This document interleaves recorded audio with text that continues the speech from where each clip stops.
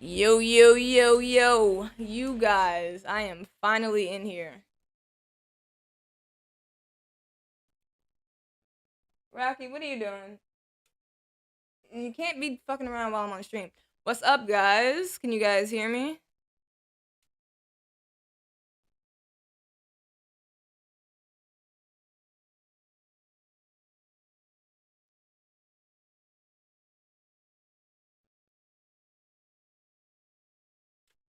How is everybody doing? Can you guys hear me? I can't hear me.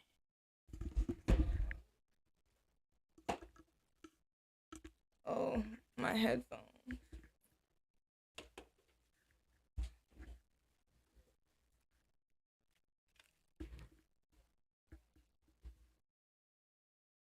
Yes, yes, you guys can hear me. Love that, love that, love that. How are you guys doing this evening? I'm so sorry it took me longer than see, my hair is all messed up. I didn't even get a chance to get ready for you guys. As soon as I was getting the stream set up, I got a Instagram audio call from someone that I don't speak to like on an often type basis, but they are a very credible and amazing source at that. Um my audio's up. So yeah, we just oh wait, this isn't in live. We trust. Wait, slime live. We trust. You know what, Juice Lee, you're funny. Um, but yeah, guys, that call was wild as fuck. Um,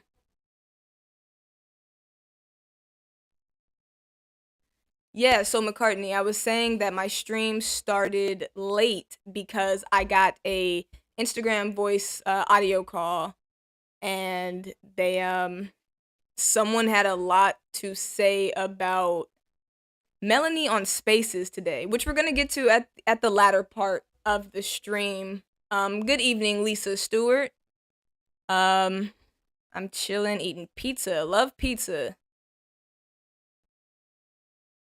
I'm not eating any pizza. I'm gonna give you guys the tea. So one thing I want to show you guys real quick, or I don't even have to show you guys. I guess if it ever happens, we'll find out. But I do have text to live speech or text to live speech, text to talk speech enabled, whatever. I have some really cool gifts that I set up for you guys. So if you subscribe, um, if you donate, or I think it's like another one if you become a member or whatever it is. But I do have some cool stuff set up so you guys could see those sounds and songs and stuff. What's up, Sassy Cat?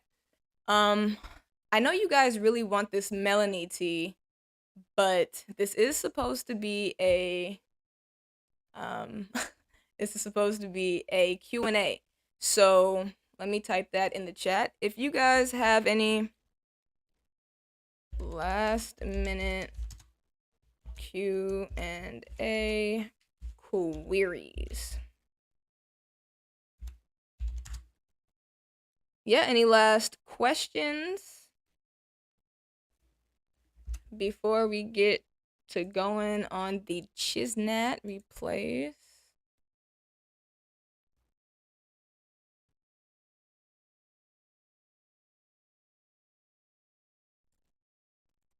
All right, guys. So we're gonna get to this Q&A because I do really want to talk about this Melanie situation, and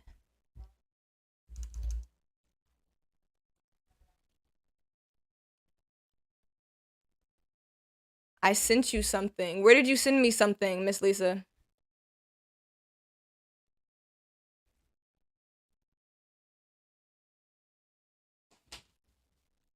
Rocky, you can't fall as I'm on stream. Questions about what topic? I think your name is Daya or Day. Um, questions for me? Questions about anything? Anything at all. I'm interested in your take on the interview this morning. I actually caught it and watched it live, so I saw and heard your questions. Asked Melanie. Okay, Cheryl, I got you. Um,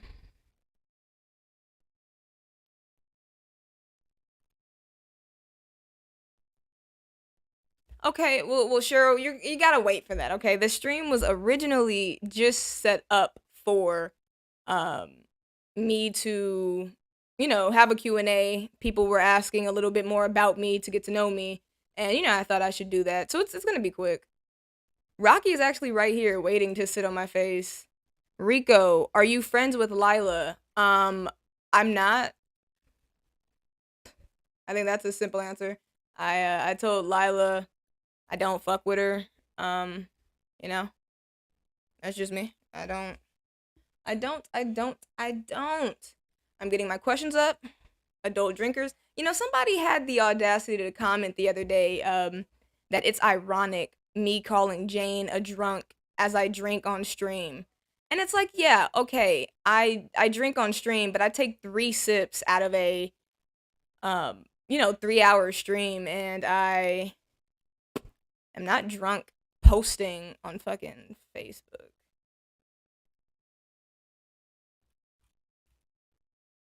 Why can't I find my mail? You know, I could really look it up on my phone, you guys, but I was trying not to like keep looking at my phone. When I watch back the streams, I'd be like, okay, I could have like stopped looking at my phone so much.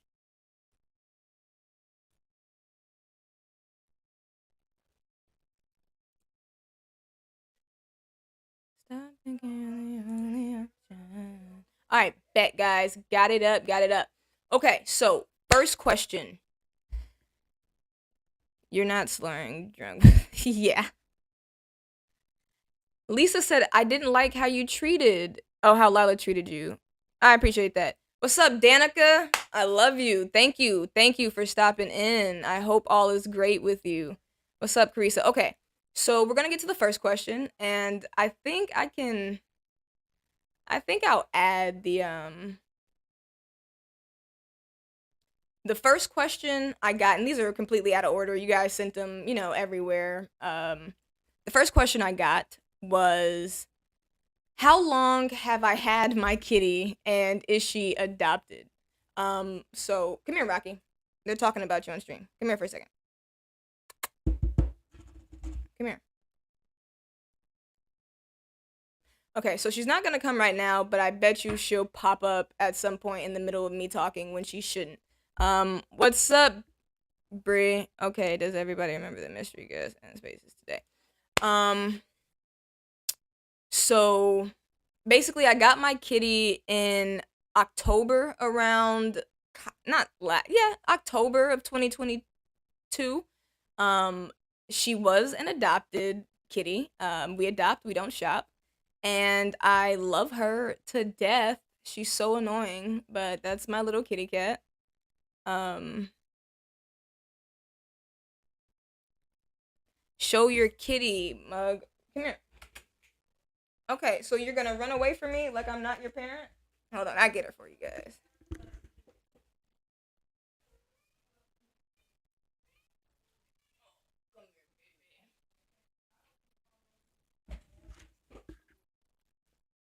Okay, wait, Rocky baby, come here. Look, I know she has the zoomies right now, so she is not excited to be saying hi to the stream. But she, hi Rocky, just say hi real quick, baby. They love you. Yeah, so that's Rocky, guys. I also have another cat, my very first cat that I had. It's she was a white cat. Not sure what kind of cat she was, but yeah. And then I have two outside cats. They're what are they? I don't know. I think calicos too. So next question about me. What Twitter Spaces? Oh, this was Angel. What Twitter Spaces has been my favorite so far? For those of you who don't know what Twitter Spaces is, it's basically like a walkie-talkie clubhouse for. Give me 1 second, real quick, guys.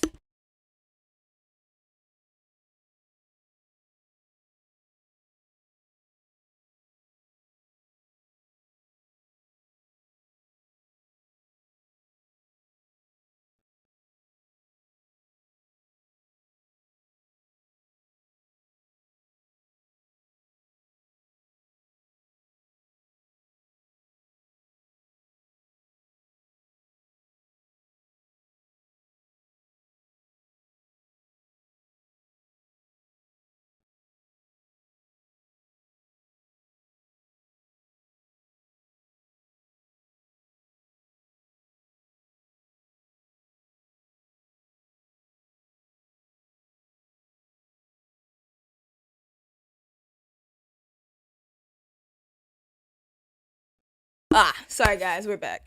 Um, Twitter Spaces is basically like a walkie-talkie for Twitter, where you guys could talk or whatever and whatever.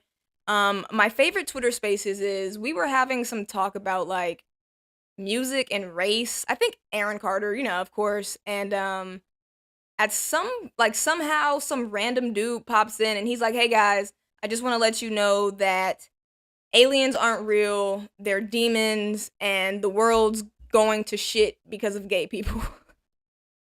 It was like the most out of pocket random thing um that has ever happened.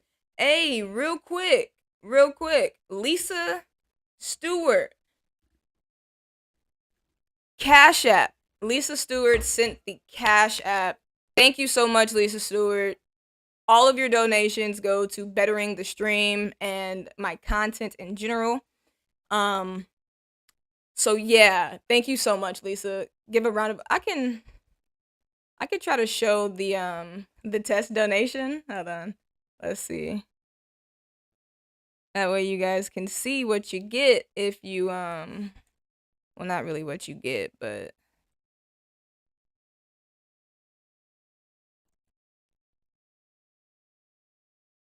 oh, it didn't pop up. Wow. All right. Hold on. Let's try this.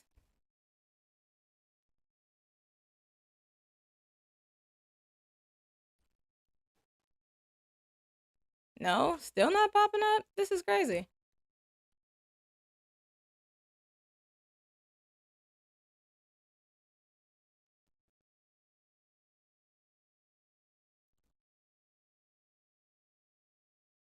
All right. Yeah, no, it's not working, guys. You know my shit is always fucking up.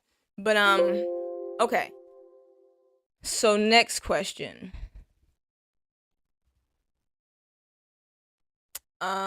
Next question.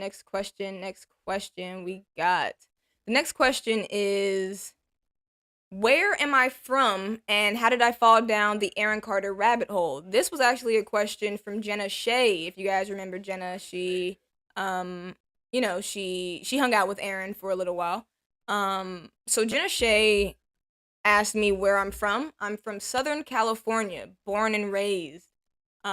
Say LA down to San Diego is where I frequented the most. Um, I fell down the rabbit hole because I was trying to give Aaron industry advice because when I first kind of peeped him, it seemed like he was in need of like not guidance, but more so like somebody in the industry currently to help him navigate the waters. And we see how that went because well, we see how that went. So yeah, I fell down the rabbit hole because I was honestly trying to help him, which gets me back to my point of I would love to be from NY. Me and Jenna do have something coming soon. Wait, you wear A's and Raiders gear. I do wear A's and Raiders gear. My aunt is a diehard Raiders fan. I wear the A hat because it matches my outfit. My favorite sports teams are the Lakers, Steelers, Los Angeles Angels, and those are like the only sports I really watch. Um, yeah, and I currently don't live in California. I'm in between a couple states. I'm in between the South, Denver, and Las Vegas. So, yeah. Oh yeah, we're gonna get into the aliens fake southern accent in a little while. That's fucking sad. Next question is, what made me become interested in covering Aaron Carter? And again, this kind of goes into the other one. Honestly and truly, I just felt like there weren't any articulate or like industry savvy people really commenting or making making content that people like actually watched or paid attention to. So, I thought I could give it a different feel, bring a new type of vibe to at that time what was, the Twitter truther type of thing going on. Um Next question, guys. I'm trying to run through these questions, no lie. I love you guys and thank you all for your questions. I just know you guys want to get to the good shit. Um, where was my oh no, what's my favorite topic to talk about? Um, honestly and truly, you guys, I like to talk about anything that I know. Y'all still talking about me? Sheesh. Yeah, Lila, we're talking about your friend that was in the stream today. We'll get to that. We'll get to that point later. Stick around, listen to my questions, and then I'll talk to you. But you don't really like talking to me live, so I don't get why you're here. But it's okay. It's okay. All are welcome. Everybody's welcome. Um, I just had a question. When did you get your start in journalism? I started writing all my life. I've always been a really good writer, whether that was poems or, um, you know, any sort of writing assignment, essays, whatnot. Um, in middle school, I didn't start the journalism class, but I helped start a journalism class, and I really got a lot of my groundwork from there. And yeah, I went straight into it. It fit everything that I liked: industry, entertainment, music, and talking about people. Another question I just got is eggplant or tacos? Well, testing test. I am as gay gets. Like if you had a gaydar, I would break it. So I'm gonna go with tacos. Also because I've never eaten an eggplant.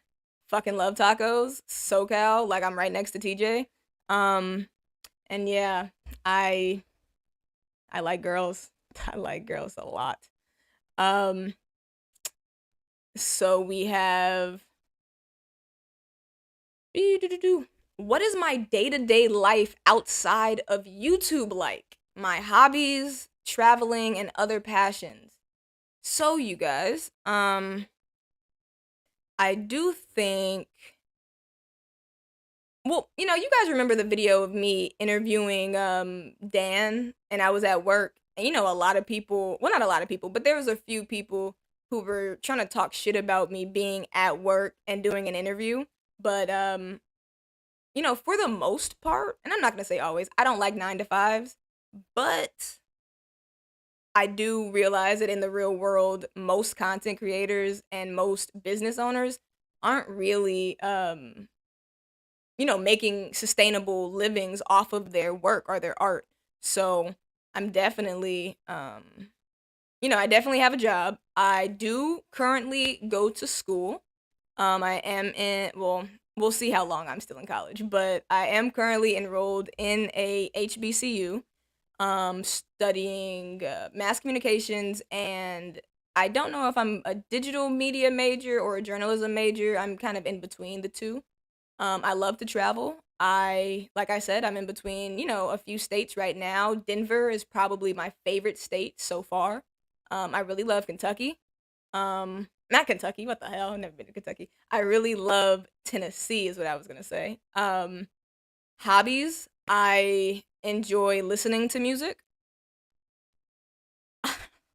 I enjoy listening to music. I enjoy watching mindless reality TV. If you guys follow me on Twitter, then you know, Bree. I will get to your question.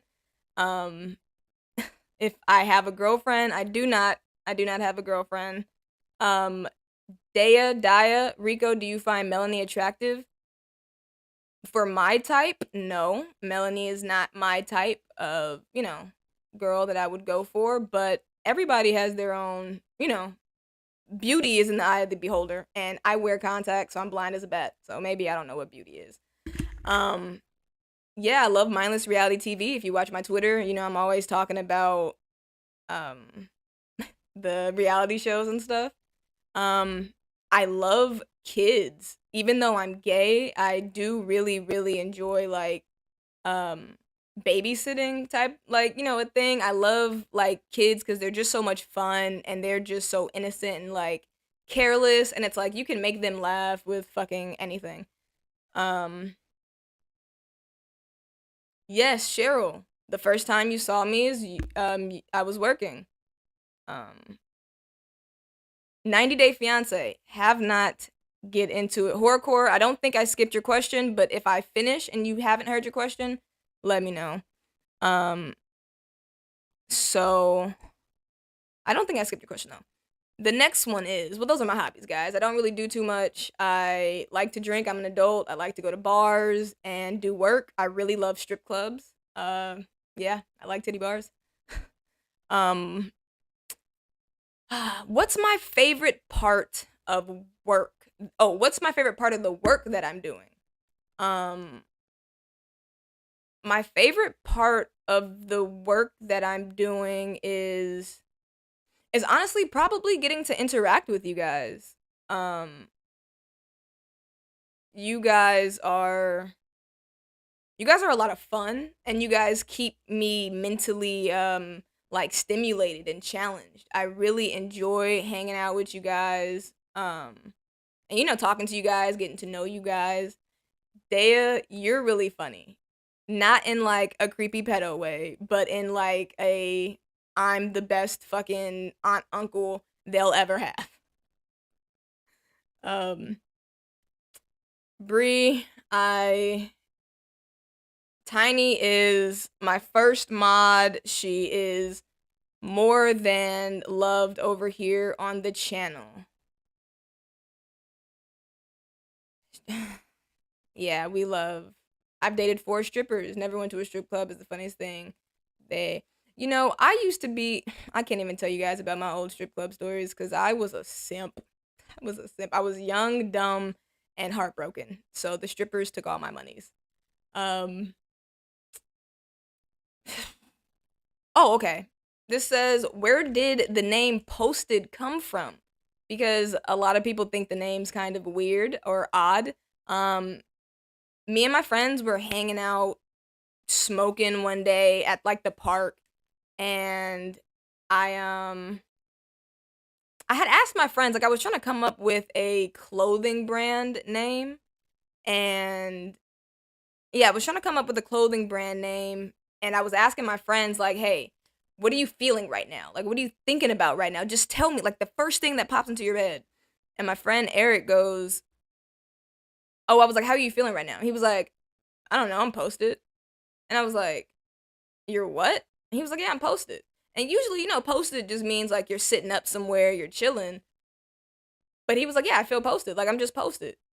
And as he kept saying it, I was like, "Okay, okay, that kind of sounds good. I like the way that sounds, posted." And then yeah, it just kind of snowballed, and I feel like it really fits, posted. It's like a post-it note, we post stuff. keep it, keep it pushing. Tiny, you guys are wilding in my chat. This is not supposed to be like a speed dating chat. We're just supposed to be getting to know me. Um, and the questions are almost done, guys. So get ready for this Melanie shit. Um,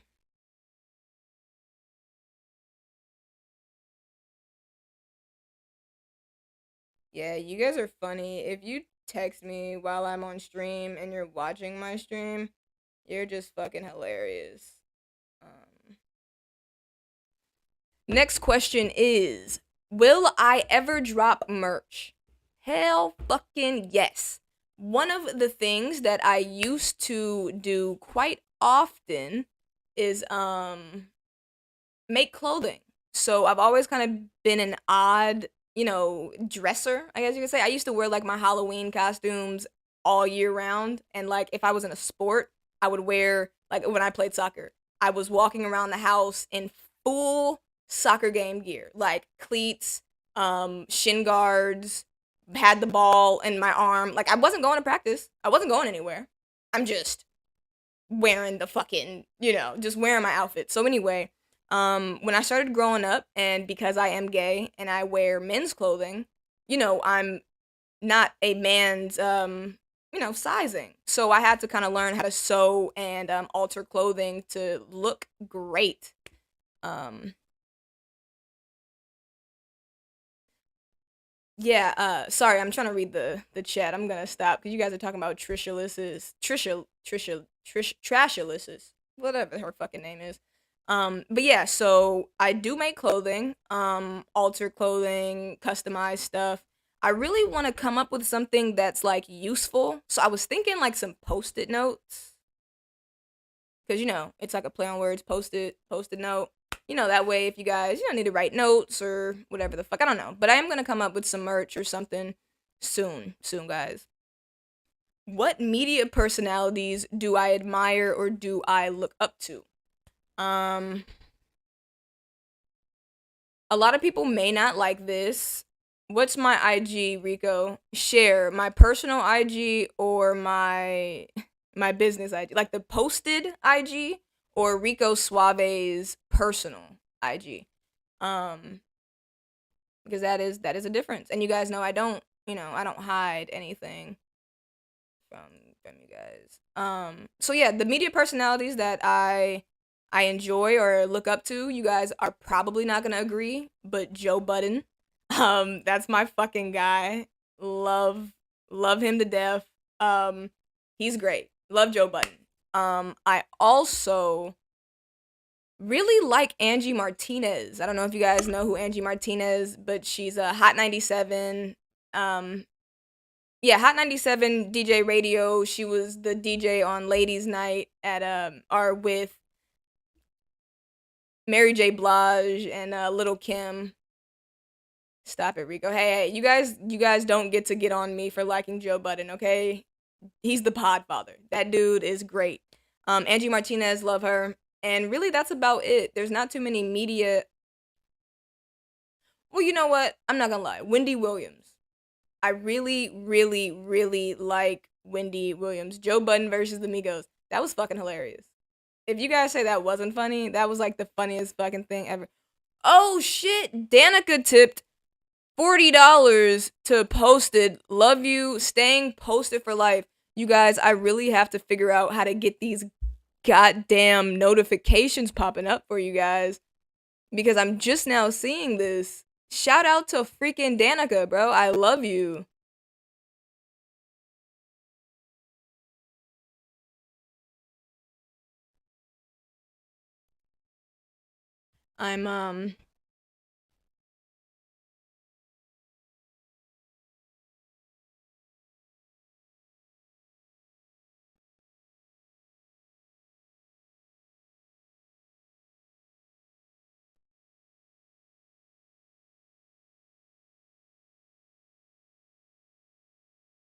I'm sorry guys. I want to try to get this to work because I feel like this is.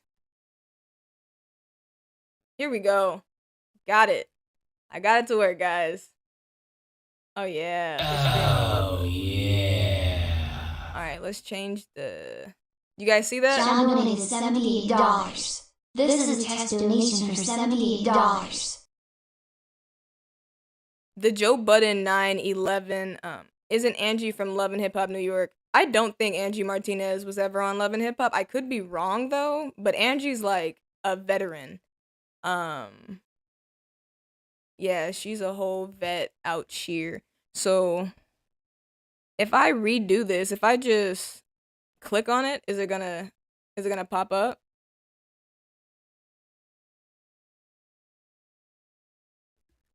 Oh yeah. There we go. Yeah, how you guys like that for the donation? Danny donated $40. Love you, Rico. Staying posted for life. Hard. Love that. I gotta work on the echo, but look at me getting the stream and shit down, you guys. I love that. Yeah, shout out to Danica. Fucking love you, man. You're amazing. Do I want to be famous? Fuck no. I don't want. It does sound like moaning. That's kind of why I did it. I'm nasty. I don't want to be famous. I think being famous is overrated. I think my personality is like entertaining enough for me to be able to make friends and have people associate with me, but I don't want to be any like famous or any sort of a influencer or personality. Well, media personality, yes, but I'm cool with being in the background. Like I do photography and videography, and I prefer to be in the background. Like, I don't know, I feel like people in the background make more money. They don't have to worry about everyone, um, talking about them, judging them, and being all in their business, like Melanie does not like, which again, we are almost there, guys. Make sure to send the stream to everybody once we do start that topic, because I know a lot of people probably came and left. Can you post more vlogs or IRL streams? That's a good question, you guys. Let's ask the chat. Should I?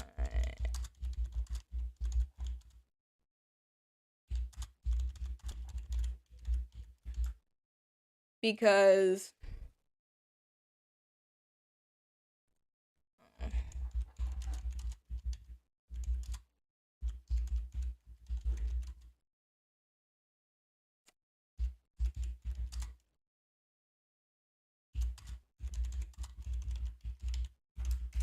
okay, I gave you guys that. Oh shit! Knock my goddamn headphones off. I gotta unpin that. Okay, so yeah, I definitely would like to. I just don't know if anybody gives a fuck. So if you guys would watch, definitely I would do that for those of you who care. Um, the last two questions I have, last three questions. Do I feel odd or out of place basically being the only black person in the Carterverse? Um,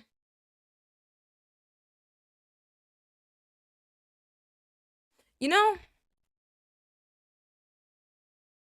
I don't feel like it. I've I've always been one of those kids, one of those black kids that like got teased or got called like an Oreo because wasn't as um I wasn't as I wasn't as stereotypically black. That I love you so much, Tiny. I can't read and talk. I'm so sorry. Susan Bands, what's up? Love you. Glad you're here. Thank you for coming. Um yeah, no, I don't feel odd being, the only black person really in the Carterverse. I think it's fun. I think it gives a different perspective, a new type of feel. I don't feel like I make everything racy. I try not to. I just can't help but, call out the racy stuff when it is racy. Um Oreos are nasty though. Well, Tiny, you're fucking nasty because how are you saying Oreos are nasty? Oreos are like the best chip or cookie other than an oatmeal raisin cookie. Yes, Rico is Rico. That's why I tell people whatever pronouns you want to call me, whatever makes you feel comfortable. I don't get offended. I don't care. Um, yeah, I'm not, here to be like a race baity or yeah, I'm not. Aaron Carter was black, so technically you the second. You're fucking hilarious. Aaron Carter is as black as MGK. Um, you might be the most level-headed in the Carterverse. Thank you. I appreciate that. I appreciate that. Um, so last question that you guys have for me. My opinion on homeless. Oh, my opinion on the homeless receiving $1,000 a month, $1,000 each month, in monthly checks. So someone had commented on my Thank you so much, Lisa. I appreciate you for always coming. You're more than appreciated. I what was the Yeah, somebody had commented on my community post asking me how I felt about homeless people receiving like, monthly stipends to help them get back on track. Um I am Yang Gang, for those of you who don't know. Team Andrew Yang, math. Um I He came up with the whole stimulus check, $1,000 a month for the homeless people, and I think it would be great. I know that our government has money to. No, Rico, I saw you're following Louis. What's wrong with Louis, Cher? Um, Damn, Cher made me lose my train of thought. Cause what's wrong with Louis? Because if you don't like Louis, who do you like? Or who are you okay with? I'm so sorry your jalapeno poppers got delayed, Maria. That is fucking terrible. You need to sue them. Tell them you're calling the Better Business Bureau. That's what you do. Full Karen.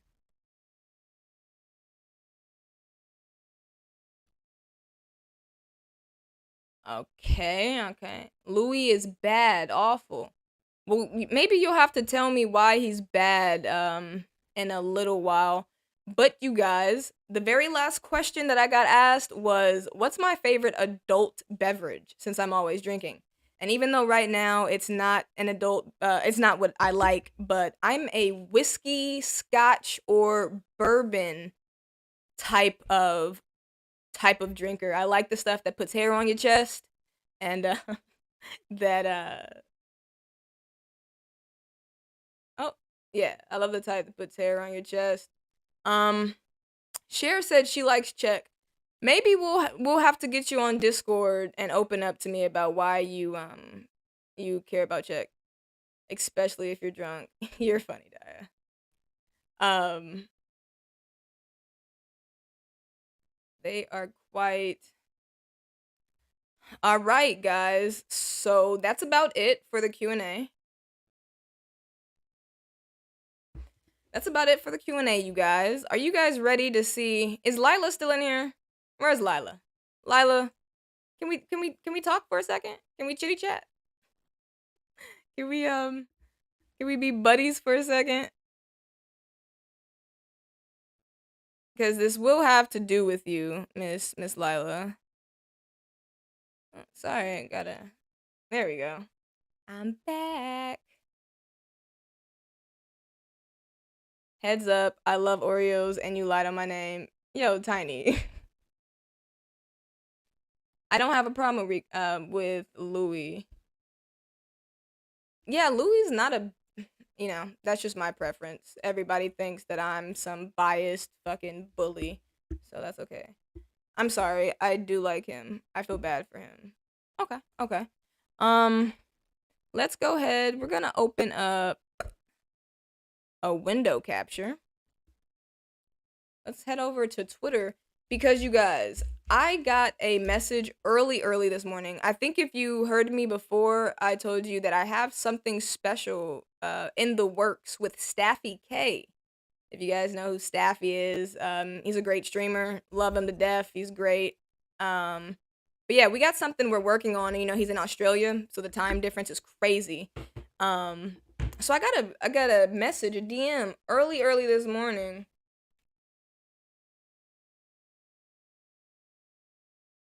I got a message early this morning that was like, join my spaces. And I didn't really think too much, of it because I was asleep. So when I woke up and finally got a chance to like see what it was, I was like, oh my God, I just missed the most amazing like live. Melanie actually came on the fucking chat. And now, for those of you who remember, Lila never posted our back and forth that she claimed she was gonna post, but she said that there's no way in hell Melanie would ever come on Twitter and speak to not just Twitter haters, but more specifically, she said that Melanie would never talk to moi, to someone who bullied, harassed, trolled, berated. All this shit that she said that I did to Aaron. And guess what? For some reason, don't know why, Melanie hops into a Twitter Spaces at first just to watch, but then she comes up and she's open to all questions. I will say, you guys, that the call that I got after this, like right before this stream started, you guys, Melanie is literally Aaron 2.0, like dead ass. Melanie's good. Melanie is good. Lila hasn't came back in here. So okay, Lila's not in here, and that's cool. Yeah, no, I didn't believe it was real either. Honestly and truly, I didn't believe it was real. And because a newbie, when I show you guys right now, a newbie, her profile, she has like a troll account for her she has a troll account, for her Twitter to troll Check, and it literally looks like Check the Stars account. So when I clicked on it, I'm like, "Oh my god, Check is in here, Melanie's in here. What the fuck are people talking about? Cassandra's hosting. This is crazy." And I get in there, and Melanie is playing her role very well.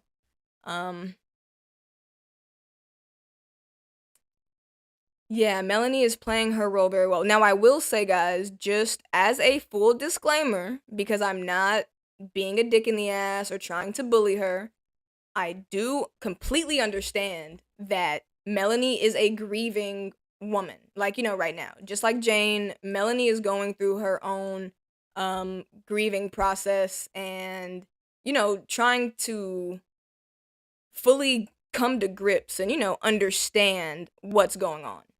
Now, I will say, she's definitely lying about certain things. Definitely lying. A couple of questions I personally asked her in this live. Shout out to Bad Boy Breeze for getting majority of it caught on recording. But why are you doing that? I don't want that.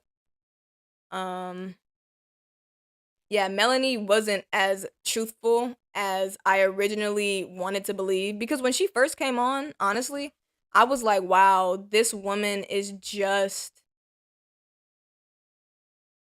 this woman is really just so clouded by,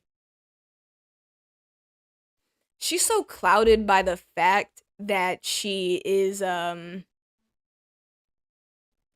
so clouded by the fact that her world has been turned upside down and flipped all around, that she is grasping at any sort of like grip she can get. We didn't, and at least for me, I didn't bring up any of the, what is this? The cancer stuff, just because I didn't want her to feel like she was being attacked or grilled, but she also seemed like she had a motive. Like, she had a reason for joining the spaces. She said it was just because she wanted to get like her side of the story out, but she didn't really like get a story out. The only thing that I really heard is that she feels like honestly, I can't even lie and tell you what I think she feels. I don't know what her point of coming on the live was. I am very grateful and thankful of her for being honest, and coming on and, talking with us. Cher, you do believe everything she says about Louis. Well, if you believe everything she says, then you also have to take into account her different stories of her own admissions with Aaron. She just recently, which is funny that she came on the live today, which I think, guys, I'm not making this up. Media 101. She releases an interview yesterday with The Blast, and today she's on Twitter Spaces. She's known about Twitter for how long? She's known about Twitter Spaces for how long? Why today of all days does she just pop up? Like, it just doesn't make sense. But it makes sense if she's trying to sway people onto her side. That brings me to her bullying that she's actively been participating in, as she pleads and cries for people to stop bullying her. Like I said, you guys, McCartney. I'm getting to it right now. Like I said, you guys, you get the energy you put out there. Melanie is bullying someone or people currently. She's probably, gonna get a little bullying back. The call that I got, what's up, Melly Mel, I'm sorry. The phone call I got right before I got on stream, you guys.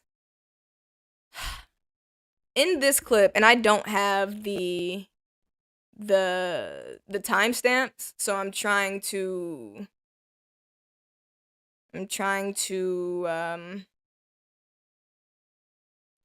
remember how far it was. But anyway, someone asked Melanie about her showing up to the Aaron Carter benefit. If you guys remember, or if you guys watched the Cassandra Explains It All and Tiffany's podcast, they brought up that there's claims that Melanie was at the benefit concert and got not dragged out, but like somebody said dragged out, but like pulled out, kicked out. I found out because Melanie says that that's not true. Melanie says she did not show up. Melanie says that she was not there, and whoever said that is a fucking liar. Well, the call that I got actually said that they were at the concert and they didn't see Melanie at the concert. But they definitely said while they were outside smoking a cigarette, the concert was ending, a security guard came up to one of Aaron's family members, and kind of whispered, "Hey, Melanie's here." And she was like, "Okay, I have to go get Nick," and, tell Nick to go a different, way to get to his car. And that, that's what this person's telling me. So this person heard the spaces, and this person is like, "Hey, Melanie's fucking lying." This person is a close friend with Aaron, but more on the business side, not like one of the Checks or Andrews or whatever, like an actual business associate. And this person was basically like, "Look, Melanie has lied about a lot of shit, but I've seen stuff on live, on FaceTime with Aaron, and she's done stuff, or he's, said stuff, or stuff has been happening, and I've heard stuff." So, yeah, that was really odd to get right after this whole Twitter thing, because we'll watch it and you guys will see. I was being sympathetic to her, and now I just kind of feel like I got played a little bit, But let's go ahead. I'm gonna stop yapping my fucking mouth, you guys. Let's get this on the road. Let me make sure my desktop audio is on. Yes, it is. Yes, it is. I don't know why I have a collab cam on here. I should delete that because that doesn't ever fucking work. Excuse me.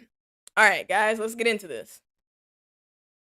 Yeah, it is wild. And it's really wild that I get calls because you guys remember, I'm a journalist. So a lot of people who talk about, the Carterverse, they're just talking off of, I don't want to say opinions, but like, they're just giving their thoughts, their opinions, and relaying messages how they got them. I get like the shit. I get like the sources. I don't always tell you guys because it's not always my place, nor is it going to help me continue to get, it's not going to continue to get me inside information if I'm just telling everybody all the information I'm getting. Share. You are correct. Mel is not innocent, and she was not at the concert. She showed up at the venue after the concert. So technically, Melanie didn't lie. Yes, Tiny, I got you. I'm shutting up. He was the worst. He brought him down because he didn't really know the worst part. Melanie, may I ask you a question, please? To help with anything like that, we're absolutely at your disposal. Totally support that. Sorry, guys, I'm trying to get it to the right spot for you. None of us ever wanted to see Aaron struggle, and absolutely always wish the best for all of you. At the end of the day, a lot of it was trying to hold a mirror to him to make him realize it. And I think he would be more than willing to bring you. He does the spaces every night. He has a radio show. He has. I think he sped it up because this isn't my computer, guys. Melanie just saying that there were times when Aaron would feel like I don't remember the words he used, but like how he, like in his lucid moments, how he would be kind of like ashamed about the things that he would do. And I think it's good to remember that with addicts. It's in the lucid moments it is shameful, and that's always a little part that kind of kept me hope. And again, I know people have some issues about the account that I created, but the intention of this account, I've always said, was to hold up a mirror to lucid Aaron, and because lucid I Aaron am so was sorry, ashamed and appalled guys. at his behavior, and so that's normal. And just one more thing I is spice didn't is very weak, watch and a lot of people would use that so that they. before I got on here. Is this sound okay for you guys, or should I like slow it down? Because it sounds like a fucking chipmunk kind of, and I can't even like. Let's try to slow it down, maybe.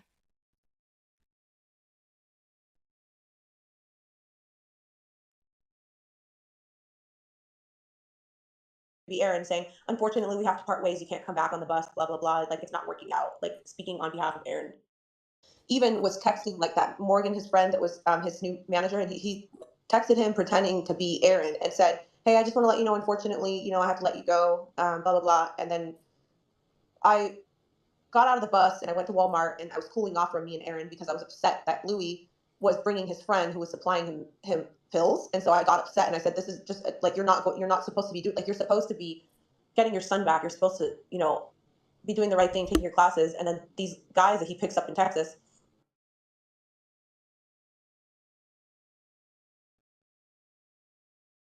I had my microphone muted. Let me know if it's still slow enough or if it's too fast, if it's, slow enough so I could just play it for you guys. Horrorcore, I actually asked her that question, and she basically said she doesn't know if she'll ever get the answers that she wants. So, that's up in the air. His so-called friends, okay? They ruined everything. And then I know how Aaron text messages, and the way he talks. And I was in Walmart, and then Louis texting, like, pretending to be Aaron, saying, unfortunately, we have to part ways. You can't come back on the bus, blah, blah, blah. Like, it's not working out. Like, speaking on behalf of Aaron. And then I just got upset, and it just... Yeah, Morgan's confirmed all of that, too. That's 100% true. Yeah, that's what I'm saying. And it's like, I don't know if, like what was Louis' motive? Like, why did he need to do that?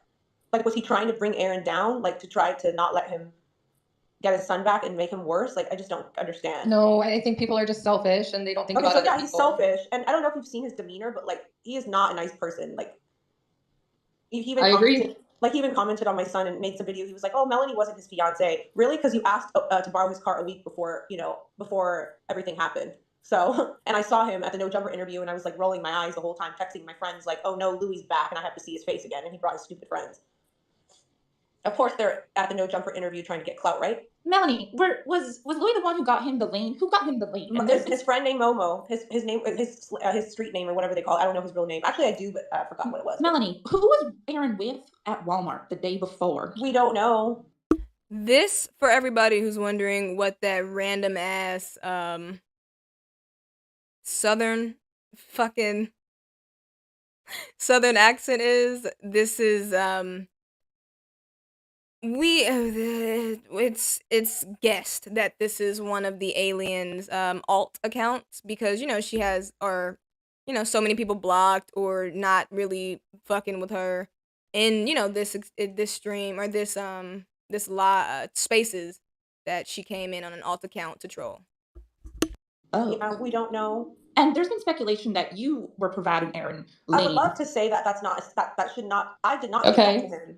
For a fact, yeah. Okay, no, I don't think that was true, but I've seen it around the Twitter parts, and I just said, "There's no." Well, because there's a lot of live videos where there is bottles of codeine in the house when you were there and Aaron was there, and you had the long COVID, and people have always said that. Oh, I never saw him take that. He goes, I don't combine that because I take Xanax. I said, okay, good, and then my COVID went away, but I did have it for 3 months, so yeah. But he wasn't taking it though. That's the thing. The bottle wasn't even open because I wasn't even taking it, so that's proof right there. And then Sorry, keep going. No, and then when I was in the No Jumper, I was like calling my girlfriends and I said, hey, like I'm so upset that Louis is here because I hadn't seen Louis since the incident when Aaron when Louis called the news and was like trying to make like a news article saying like Melanie's fighting with Aaron that time, which was like in September I think. And so I was texting my friends in the bathroom while Aaron was doing his No Jumper podcast, and I was so upset, and I was on the phone, and then all of a sudden I came back. And then I saw his friend, I said, what is that purple cup thing? And then my friend's like, that's lean or whatever. And I was sending her pictures and like, they were telling me that he's doing codeine, which Aaron never did before. So I don't understand, And I'm sitting there and I'm like, he's doing this all on the podcast. I'm like, what made him want to do this? I It's crazy. I'm sorry. So Melanie just said that she's never seen Aaron drink lean before. Why would he just start drinking lean on the podcast? We know Aaron was like a child in his mindset, so peer pressure is a thing. But I will also say that there has been plenty of people who have caught screen grabs of him with either the lean bottles or they have cannabis lean, they call it, but it's like CBD liquid. There's you can find photos of Aaron having those. So Melanie trying to blame it on like Momo as if he hasn't been dealing with his sobriety since they've known each other. When him and Louis weren't even cool. Interrupt you, Cassandra. You probably don't know his faces. You need to remove that snowfall person. That's a spam bot, and you need to remove them from the panel, and then you need to click delete what he's posting. You can't just let everybody on the panel come on. That's how Spaces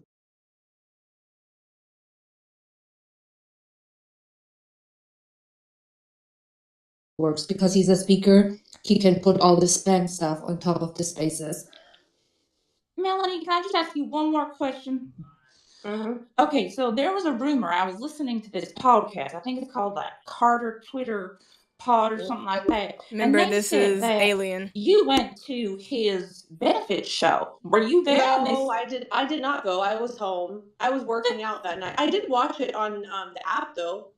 Then why were they saying that you were there? I don't understand. know why, because they did, but I was not there.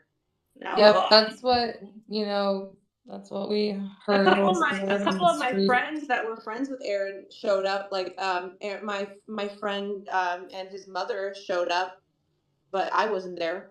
See, Melanie, this is what I don't understand. They're always saying things, and then people believe it, and they get all upset. And I'm just like, I don't believe it. I don't think she would have gone. No, I didn't go. Angeline, did you want to say something? I just had a question. Yeah, it's Angelina. Okay. I'm so stupid. I'm so sorry. So as far as like not knowing who Aaron was with that night, the last night when they went to wherever to get Duster, I think I've heard that like your cameras were down.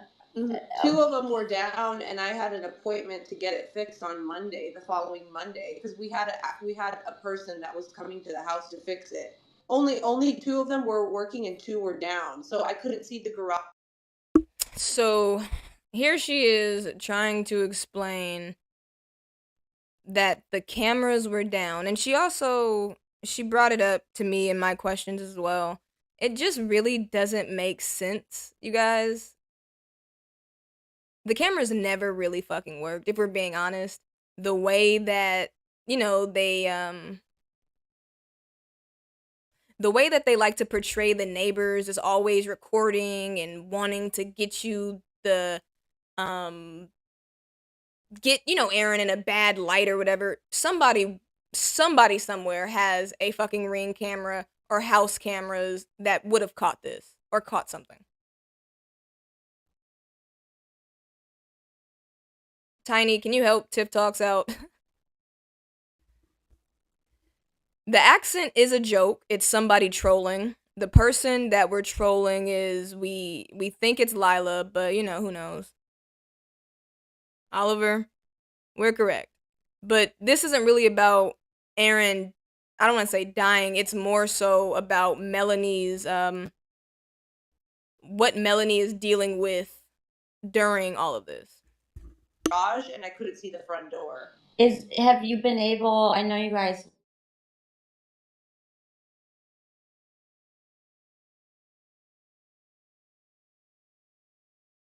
Melanie sent that to Tiffany. I listened to the podcast. No, I wasn't there, you guys. Sorry, I wasn't there. This is her again reiterating that she wasn't at the benefit concert, but I think she's lying. Under Aaron's name. And so I called them and I said, he can't be driving like that. And then they just let him go because he's a celebrity. Wait, so... And I said, you can't be doing that. Cass, you said she was dragged out of the benefit, kicking and screaming. What happened to that? No, I didn't say that.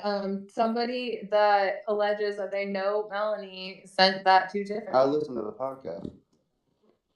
No, I wasn't there, you guys. Sorry, I wasn't there. Okay, real quick. If you guys pay attention to what she says someone had said that one of Melanie's friends says that she was there.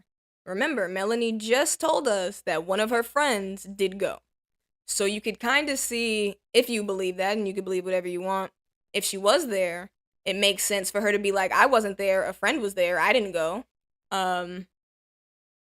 If she really didn't go, I mean, I watched it from my Yes, house. you listened to the podcast and you would know that Tiffany said that someone who alleges who knows Melanie sent her a video of that, and I didn't say that. And yes, that is, what we put on the podcast. Interesting.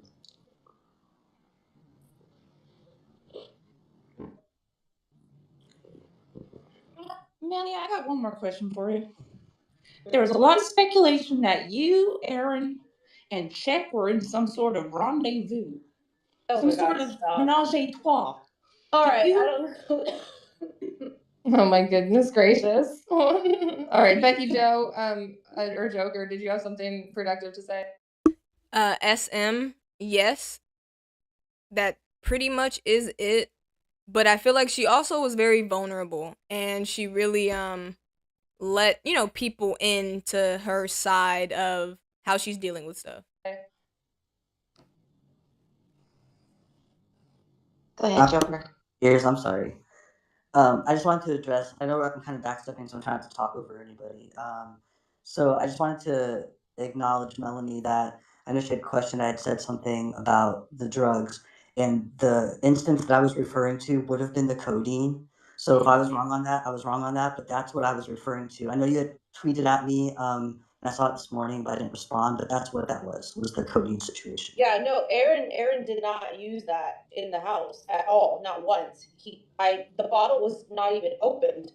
All right, I'll take you at your word for that, but I just want that's why I'm so upset. Is I don't understand why I didn't even know that he would have an issue with that. You know what I mean? Right. Well, I don't know if you ever saw Louis' friend was in a rap video, in a car, doing it in a car. I don't know if you guys ever seen his page. Which friend was that? I'm sorry. His friend Momo, one of Louis' artists. Absolutely And not. if you look at his Instagram, he's doing it in a car in a music video. That's a fact. And I'm just he's trying to show people that it's cool to do that. And I'm just sitting there and I'm like, how can Louis sit there and do magazines saying we did our best to try to help Aaron and then put that in front of his face when Aaron's an addict? No, I do agree with that. I've said the same thing about that whole Louis situation as well. Yeah. But I just wanted to clarify that when specifically me, when I said that, you called me out on that. That's the situation I was talking about. Yeah, no, Aaron did not get that from me, and I never ever gave him a prescription. I know one of his exes did, and she did a live video about it, and basically, we saw that herself by doing that. But he never asked me to get one for him. He never, you know what I mean? Aaron knows that I wasn't like that. I wasn't, and I'm not sitting there trying to do things behind the law and help him in that situation. He chose to hang out with the bad people because he knew that they would do whatever he said. So thank you for stopping by, Dai. One day you're gonna have to tell me how to pronounce your name, but thank you for stopping by. Or they would offer it, like Spencer, the worst of all. We haven't even talked about him. Melanie, I have a question. This is not recorded. Would you be willing to go if Cassandra is going to make a podcast episode? Would you be willing to speak on a podcast episode if she sends you questions prior? Would you be willing to do that in future? Possibly, I'll think about it. Melanie, I don't think that's a good idea because she was the one who said that you were at the benefit shop. I don't think that's a good idea. For the third time, I'm going to go ahead and mute you now because I've repeated this for the third time. We have an entire podcast that was about Aaron and everything that happened, and someone that claims that they know Melanie said that they had a video of her there, and that's what I was Tiffany not stayed. there. I was Right, not and I'm there. not arguing you with that with you, and Just I'm not another gonna. source I can't trust. For Pete's sake, I'd like to just be able to trust someone. Okay. What the fuck was this person? Like, if this wasn't Lila, whoever this was, they just. I mean, they did kind of give us some comedic relief, but, like, what the fuck? Okay, well, that's why we had Melanie come on to speak. So, you know, God bless you. God bless you, sugar.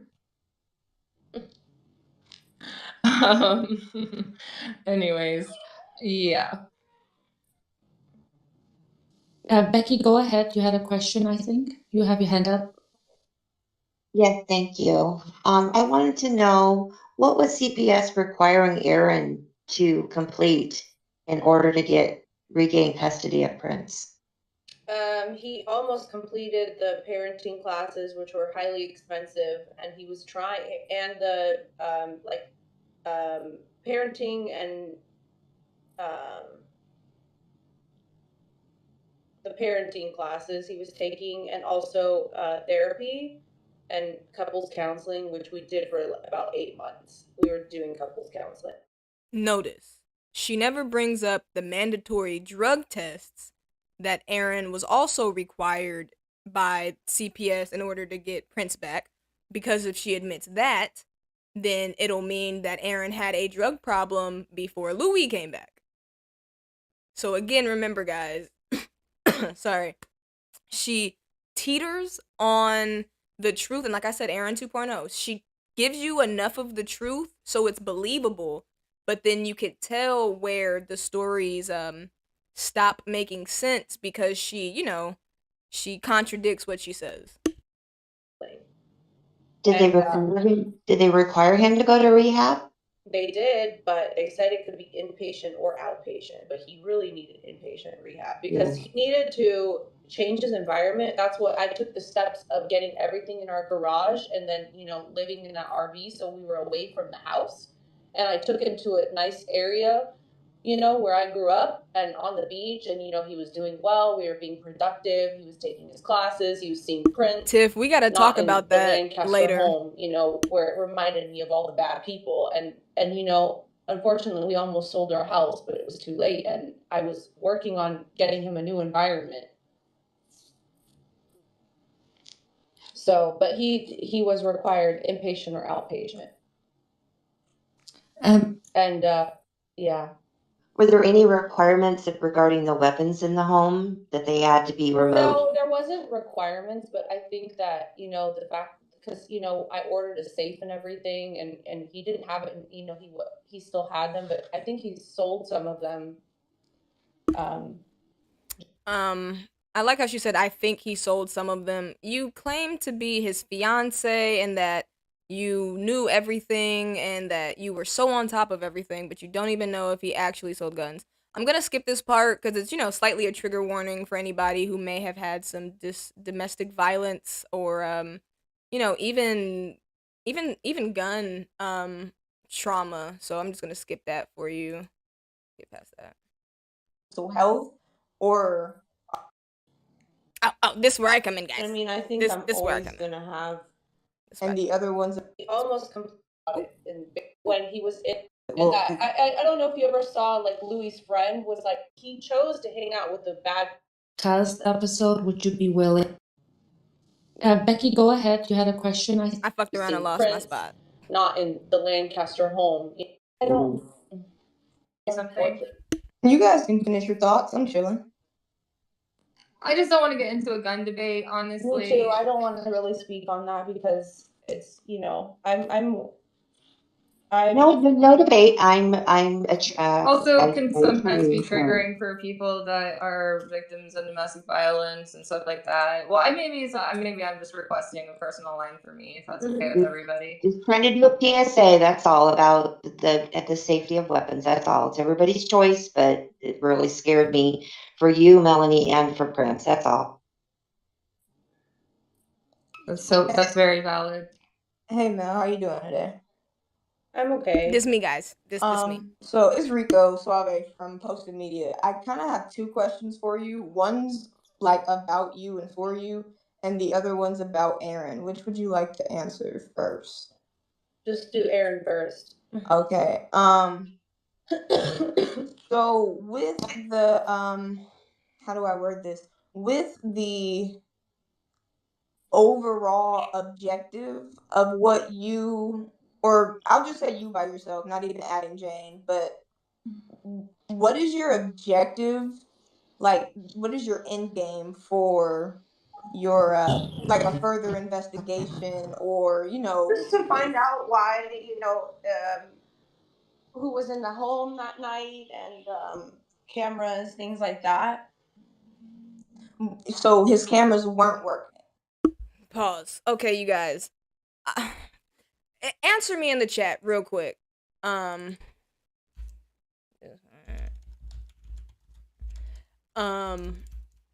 Fuck. Answer me in the chat if you guys think that my questions aren't simple enough. Like, are my questions too complicated when I ask them? Because it really felt like in my questions, Melanie, I don't want to say tiptoed, but she had to like maneuver, and she wouldn't really like, she would answer, but it wasn't like,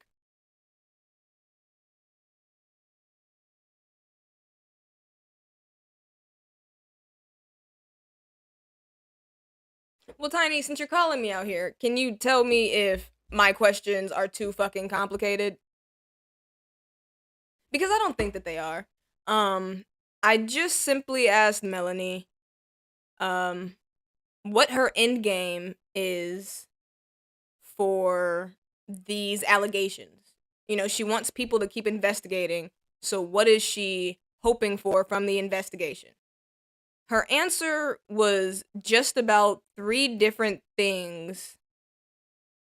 It was about 3 different things that she said that have not been in any of her interviews or previous statements. She wants to know who was at the house. Well, that's confusing because this whole time you've just been blaming Betty. Fuck, you guys, my camera's not even on. Nobody told me. It's okay, I'll leave it off so I can smoke.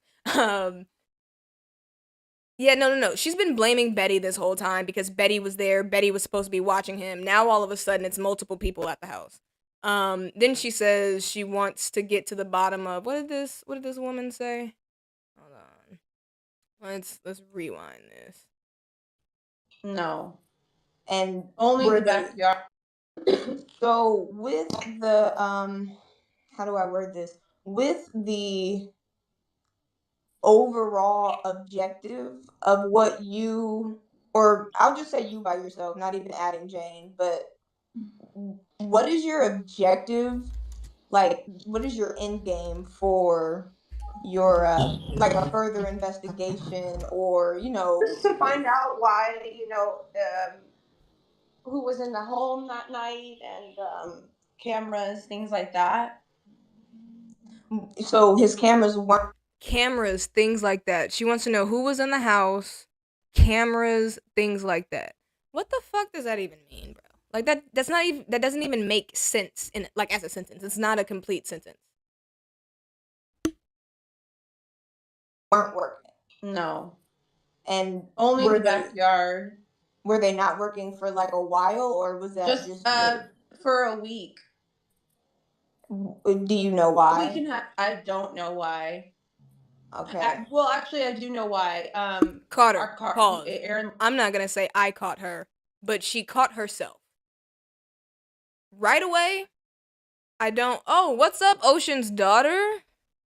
Shout out to fucking Ocean's daughter. So many of my earlier videos are thankful for you. And your ability to get some stuff. Thank you for that. But yeah, did you guys see Melanie? She starts off with, I don't know why his cameras weren't working. Because again, she literally just said that is one of the things she wants out of this investigation, is to know why the cameras weren't working. So when I ask her, oh, the cameras weren't working, she goes, no, I don't know why. But then she does know why. Lost his card, and then you have to request it. So with the how do I word this? With the overall objective of what you, or I'll just say you by yourself, not even adding Jane, but what is your objective? Like, what is your end game for your like a further investigation, or Just to find out why, who was in the home that night, and cameras, things like that. so his cameras weren't working, No, and only were the backyard. were they not working for like a while, or was that just for a week? do you know why? We can have. I don't know why. Okay. Well, actually, I do know why. Our Aaron lost his card, and then you have to request a new card. Mhm. And I never updated the card, so they just canceled the service. And then we had an appointment to get it fixed.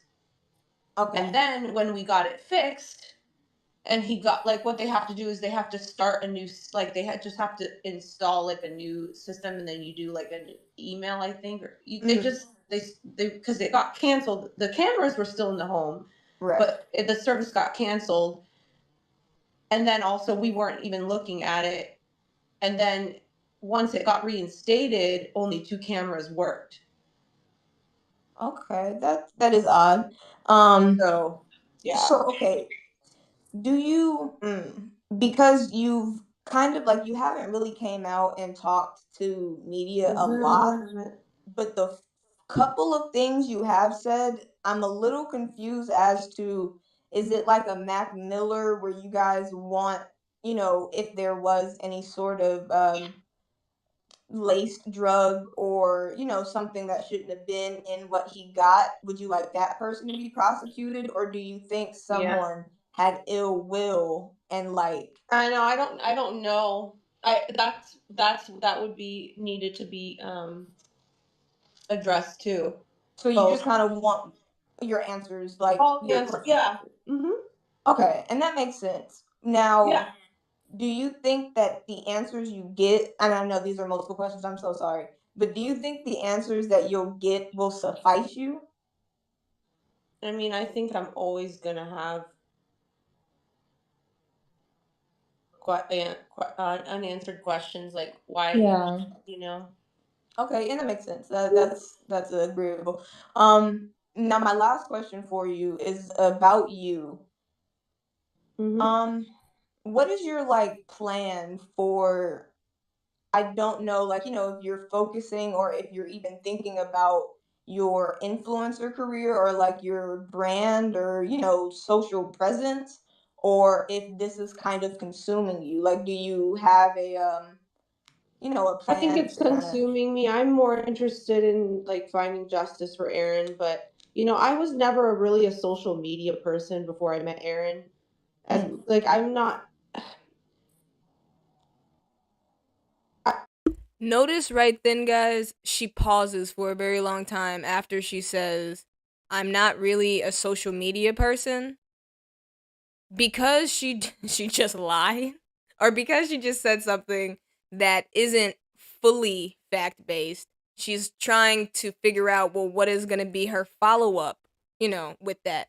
And if you listen to it, it doesn't make sense because in all of these interviews, they completely always say Melanie Martin, social media influencer, beauty influencer. It's really it's really like kind of a punch in the face for her to go on the interviews and say she's an influencer and boast, her influencer status, just to turn around and, tell us that she's not really an influencer. She just cares about Aaron and she just wants. I was a little shy too, Aaron obviously. Yes, that was So very obvious. But no, I don't want this to happen to someone else, because I mean, I'm going through a lot, and I really lost Aaron, and I really loved him.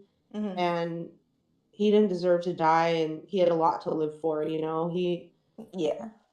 He had a son, and he really wanted to be a dad. It's sad. I'm so sorry for your loss. And just my last question for you.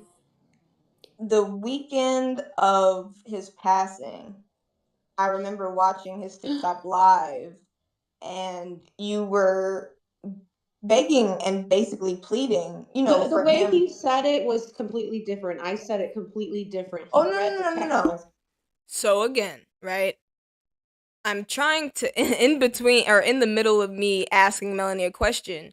She assumes that I'm going to say, "Hey Melanie, you were attacking him and threatening him though, that day on TikTok." And I was actually saying, "Hey Melanie, the way you were begging and pleading for him to think about you and Prince and his, recovery, it would seem like you can't be too shocked that he died of an overdose because you dead ass,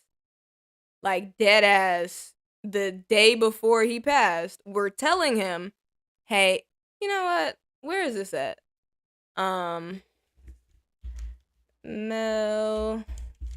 Melanie Martin texts. So we're gonna pull up her text real quick because I just think it's ridiculous that she can sit here and play into the narrative and really hurt her son, because at the end of the day, it's hurting her son. Oh, this is Perez Hilton. That's not what we're doing.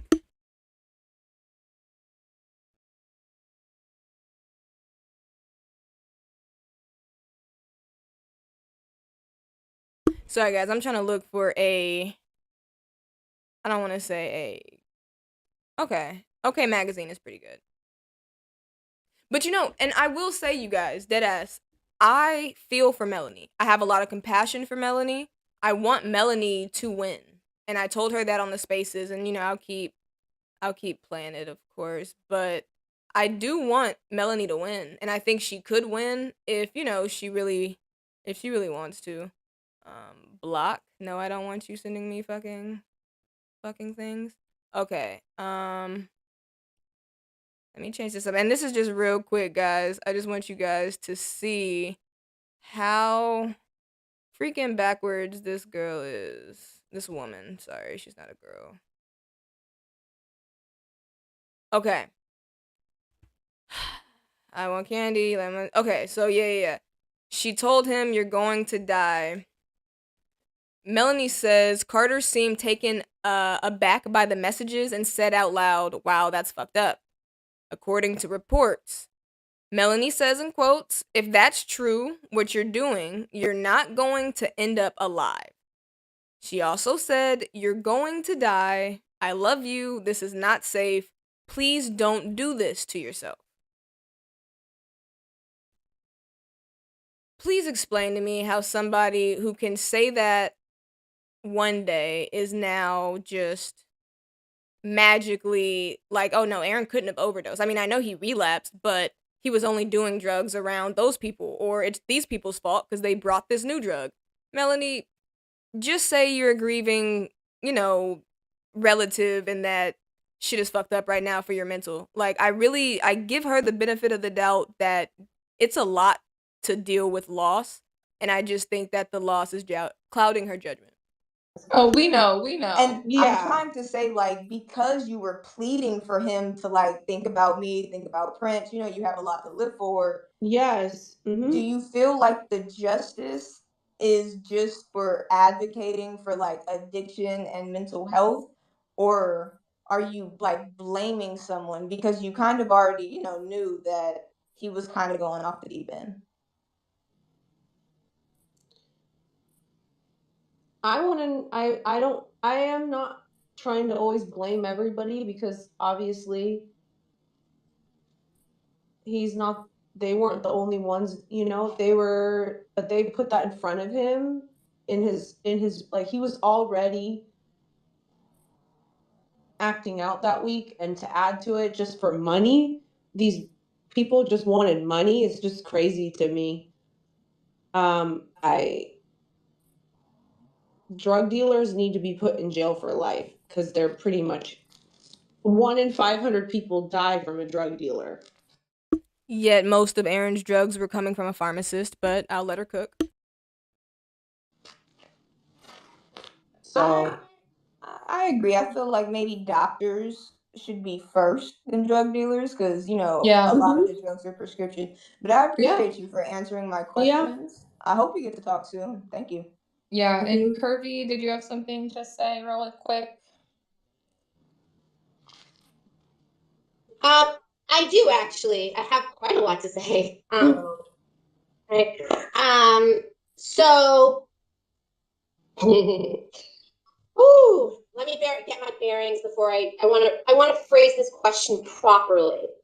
Thank you for taking the time to calm down and think about it. So my question is, okay, you, Melanie, were with Aaron for about 3 years off and on. Now, I myself, as I'm sure quite a few people might be in here, are survivors of some DV. And I know I personally DM'd you myself. You definitely read it. I definitely saw it. And I personally tried. And I'm sure you probably won't admit to it, but I am sure hundreds of other people DM'd you as well. That this was the road that we were going to walk. And as a survivor of like serious, like actual real serious domestic violence, your tone is a little much. If you could just take it I was down a gonna notch, say, can I you would like? love Well, that. I'm trying. Okay, we don't speak emotional this week, and there's unanswered. I don't Melanie, know what I was going on. understand. You went through a traumatic experience. Yeah. You need to give you Yes. a little grace, and you're going to be going through it for years to come. I hate to say Oh, I know that. I wish you the absolute best, and I know you're going to be great, and I know you're going to regain your confidence and be the absolute best Thank woman. you, Tiff Talks. Love that. I don't think there was too much else in here that we gotta see. Whines when Aaron when something's up with Aaron, Zelda's my of not DM'd you myself. You definitely read it. I think that's great, but it has to be a safe space for us to all be together. Oh no, of course. That's why I'm actually you trust me. I'm holding back quite a bit right now, so this is extraordinarily tame compared to what I normally be like. But with that being said, okay, and I'm almost sure that anybody else who DM'd you, in addition to myself, told you the exact same things I told you, which was I accept, or are you always going to kind of be of the belief that someone And I know you're going to be great, and I know you're going to regain your. wanted to know if the police actually determined that this was an overdose This and is a that good question. he passed away. This is a good question, guys. Listen to Phil Free's question. Little boy. Oh, he already is a great little boy. Feel free to panic. Did you want to add something? Melanie, I just wanted to know if the police actually determined that this was an overdose and that, he passed away, unfortunately, due to huffing. Is that something you would be able to accept, or are you, always going to kind of be of the belief that someone did this to him? Unfortunately, we're not going to probably know because we didn't have cameras in the house. So right there, she seems to think that toxicology won't be able to tell what drugs were in his system. She thinks that the only way we could know if he died from huffing is by seeing how many cans he had, which again, or not by how many cans he had, but having cameras to see who was in the house and how many cans he had. But again, you could check from whether receipts, his credit card, and or I know the police took pictures. And Betty won't speak, and so that's it just doesn't make sense to me. There's so many it's the strangest thing that, his friend was on the phone with him 3 hours before everything before the welfare check, and she said that he was fine and that she FaceTimed him, but everybody went to bed when this all happened and nobody knew about the welfare check. And the fact that Zelda knows how to open doors, and that there's just little things that's why I was blaming Betty and I was so upset, is because Zelda whines when Aaron, like, when something's up with Aaron, Zelda whines, and she's very vocal. And so there's no doubt in my mind that Zelda would have opened that door and found someone to help Aaron. Melanie, you know what No, I wasn't talking about the pictures that Jane posted. That was after police had already took their evidence and, got their pictures of the crime scene. I mean, the brown bags that the cops were walking out of the house with. Those were, and I don't know for a fact, but I know that it was the prescription pill bottles and the duster cans that they found. I think happened? And that's a fact. I think Aaron said, "Hey, don't talk to Melanie. We're not together." You know how his thing. He always said that. And Yeah, she but probably, I told her that I said ignore that. I said he's gonna say don't talk to Melanie for 2 days, and then he's gonna say I love Melanie 2 days later, and I told Oh, her. I totally get that, but I'm thinking the Betty. She was like, "Well, I gotta, listen But to she my knew boss." that's the problem I have with her. She knew his behavior. The person who took the photos was either Christy, the realtor, Gary, the hairdresser, because Melanie was in the pictures. Because she already witnessed it in the house, and I told her that he's going to be up and down all the time. I think that any death with drugs, can have a story like this surrounding it. I think that I don't know Aaron as well as you did in real life. And I do think, though, that he would want his legacy to be that he protected people in the future from, Yeah, I think happening. so too. Yeah. But we don't know, who was in that house because nobody will talk to me. Why do you think somebody was in the house? Because there was phone numbers calling his number at 10:40 at night. But from the house? Like, To the why house. It's Google app numbers. But that's what I'm saying. So because people were calling him, you think that means somebody like went to the house? Yes. Rico also on the police discharge, whatever it's called. And if this is Lila who decided to bring this up, Lila, if you're gonna try to trip me up or tell me something I don't know, I'm gonna need you to come a little better than this, because you bringing up this old police scanner shit, you're not gonna trip me up with that. They said that there were 2 unknown. Are you serious?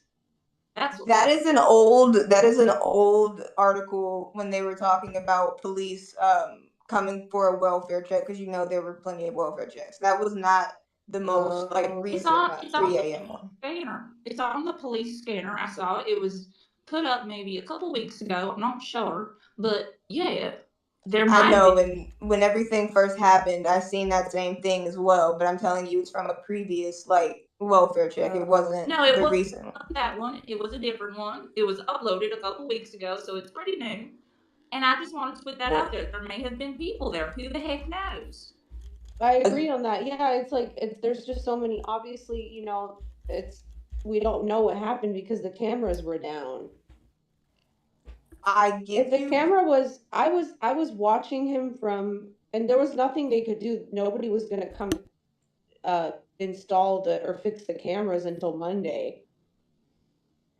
So Mel, I give you a lot of grace because there's no proper way to grieve, and I do understand that this is beyond probably traumatic, but it's like something you have to deal with for your life.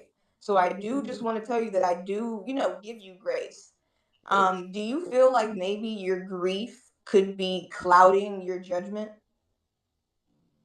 No, I mean, I don't know. And it's okay. Notice that logic.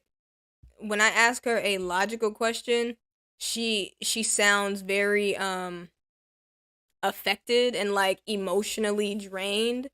She seems very real shit. She just sounds more vulnerable and compassionate when I ask her just some real shit, just regular real shit. We're gonna go back real quick. Install or fix the cameras until Monday. So Mel, I give you a lot of grace because there's no proper way to grieve, and I do understand that this is beyond probably traumatic, but it's like something, you have to deal with for your life. So I do just want to tell you that I do, give you grace. Do you feel like maybe your grief could be clouding your judgment? No, I mean, I don't know. And it's okay. I don't want you to feel like, you're pressured to answer anything. And this is like a genuine question because you do seem like you're smarter than you let people think you are. And the way that you were pleading with him that weekend, and like you Yeah. said that you felt like something was odd. You kept checking with Betty and you kept, calling places like you in your heart as a woman, that seventh sense or that Yeah, sixth because sense. Aaron told me if I ever relapse, you get me into rehab. And I said, I will. And he just wouldn't listen to me that time. And I do feel like that is kind of what everybody dealing with him has had to deal with, in some sort of way. So I am sorry for your loss, and I do truly understand that, you're just grieving and trying to process everything. But I do want you to try to remember, you're smart. You have your intuitions. And there's people we can go after, and you have a lot of people behind Alright, you, and you guys, can make a lot of so noise. the rest of this is pretty much just us giving Melanie her, her flowers, letting her know that she does have people and or a support system, behind her, that people don't just hate her. I want to show you guys something kind of funny because it's funny. They sell Fun to help somebody in the future. Like everyone said, I know Mally's a lot of the energy that my first attempt. We'll find out. Oh, hold on, this is kind of good. What was put out there. So thought about Like, sorry, go. Yeah. no one in this Are you space is sure? Yeah, yeah. community. Yeah, being a community. You drink, you barely do this, you barely do that, and you like that. She talks about how much he liked Working in the her. music industry, and I mean, you see how talented he is. He was actually Talk about talent. Somebody called me a some stupid fucking big toe on Twitter called me a Nico Rico. Now I'm not gonna think too deep into the name Nico Rico. I'm just gonna say they thought of it because it rhymed. If I wanted to, I could make it, like I could flip it, but I'm not gonna do that. Anyway, they said I was a hater because I thumbs down Aaron being talented. In my opinion, he wasn't talented. Talent is objective. So, really, I can say if because Dee might not know that to me and be like, I'm sorry, or Well, Cassandra, I think you get an award. What is it? An Emmy? Is that for TV shit? Do podcasts get Emmy? I don't know. We're giving you an award today. I think we get a little hate mail is what we get. It's okay. Who Yeah, knows? too much hate mail. Honestly, though, I commend you. A lot of people are gonna talk shit about it, but I'm excited to see all of the think pieces. I didn't even think I had a, and I. it was really Person ever. funny. This I is my told Off or whatever. somebody did the same thing to Eric. because Dee might Koberger case, so it wasn't even anything.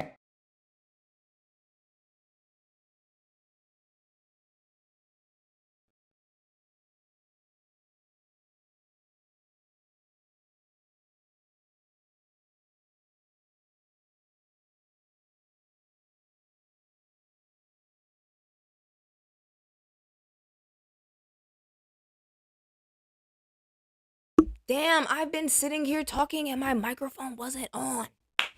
I was saying that I could be streaming naked and you guys wouldn't know nor tell me in the chat because nobody mentioned that my camera was still off. Um, but yeah, guys, that was pretty much it for the spaces. She went on Twitter and of course started blaming people for stuff.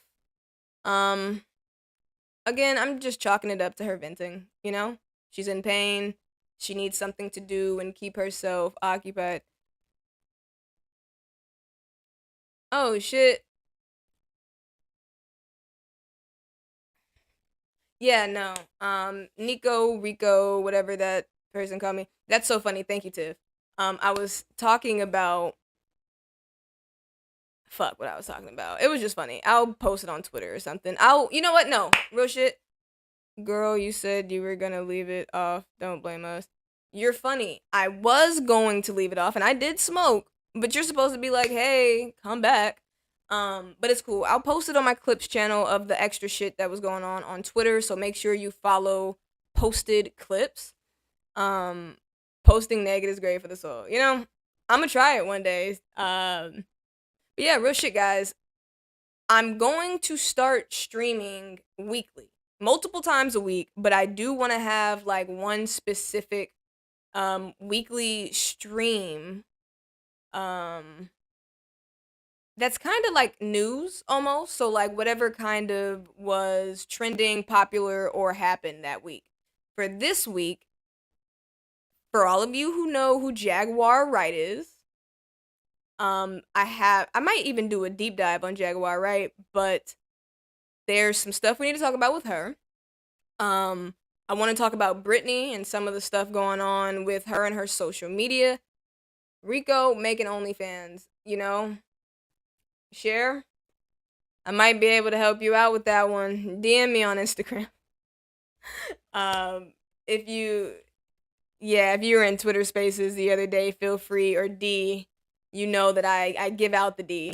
I have pretty good D, and we're not talking about the D right now, guys. Pause. But anyway,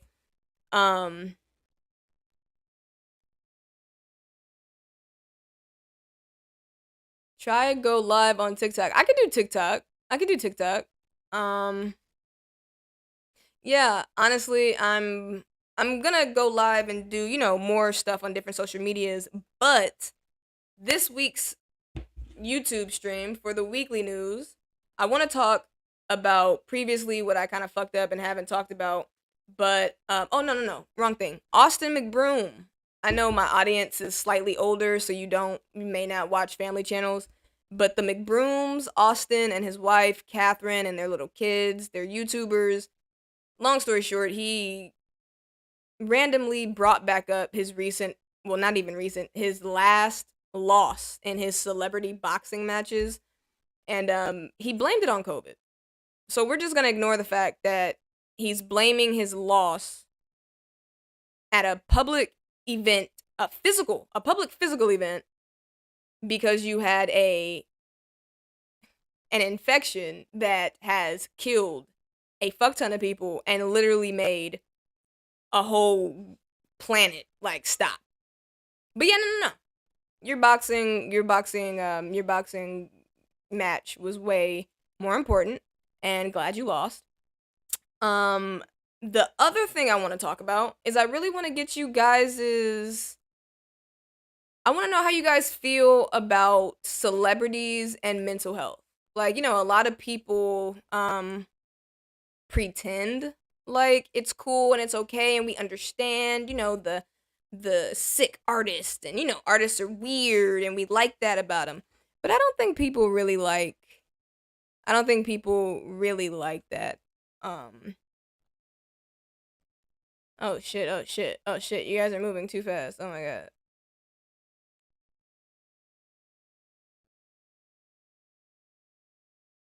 Oh, you guys are arguing about search warrants and shit. Oh my god.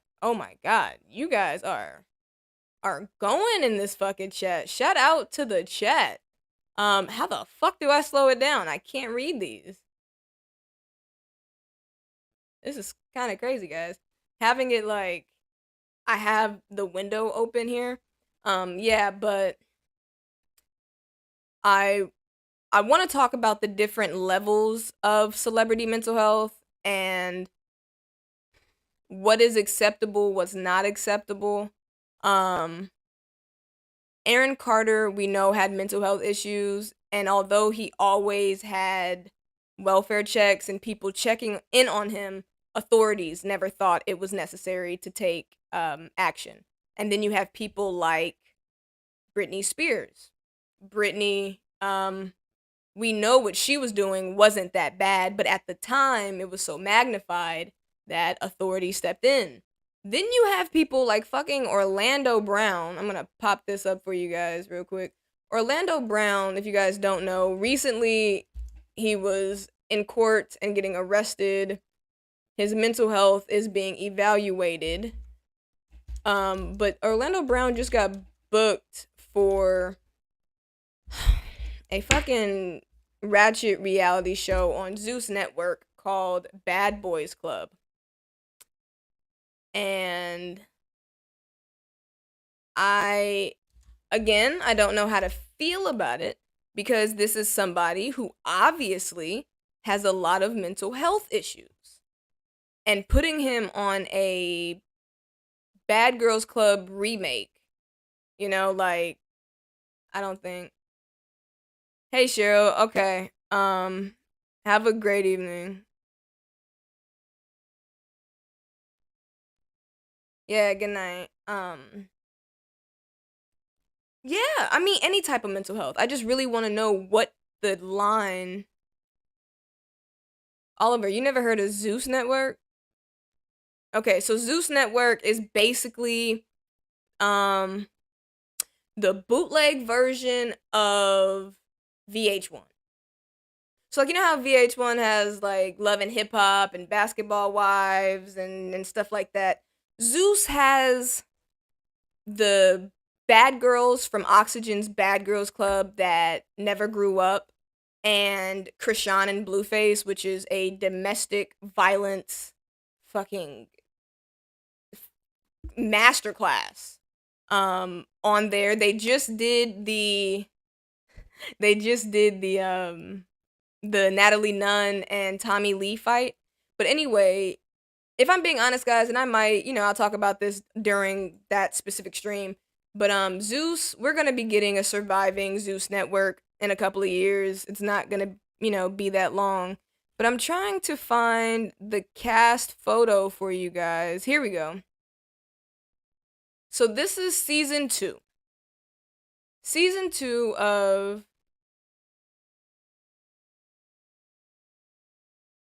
Yeah, we moving on up, Horcor. So season 2 of Bad Boys Club, it's basically like Bad Girls Club, where they put everybody in a house. Majority of the guys are gay, but not all of them are gay. We have up here, Relly. He did that viral meme. What was it? Where the money reside or something. He was like a car salesman. He was getting into trunks of cars. I don't know. Doesn't matter. This is the gospel singer's son, Carry-On Wilson. And this is some gay dude from Texas. He's like a promoter or something. I don't know, Anthony. Then you see down here, you see Orlando Brown and Raz B. Orlando Brown and Raz B are both two men who have publicly spoke out about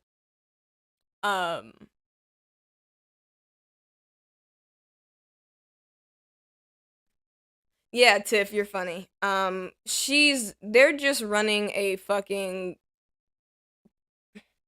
they're trafficking women. That's what they're doing at Zeus. Natalie's not a fucking producer. If she was a producer, she wouldn't be on screen. She would be able to produce new talent to take her place on screen so she could sit her old ass down. But instead, she's finding all of these new up-and-coming thirsty girls who are willing to travel state by state doing God knows what for God knows how little amount of money, and they're capitalizing off of it.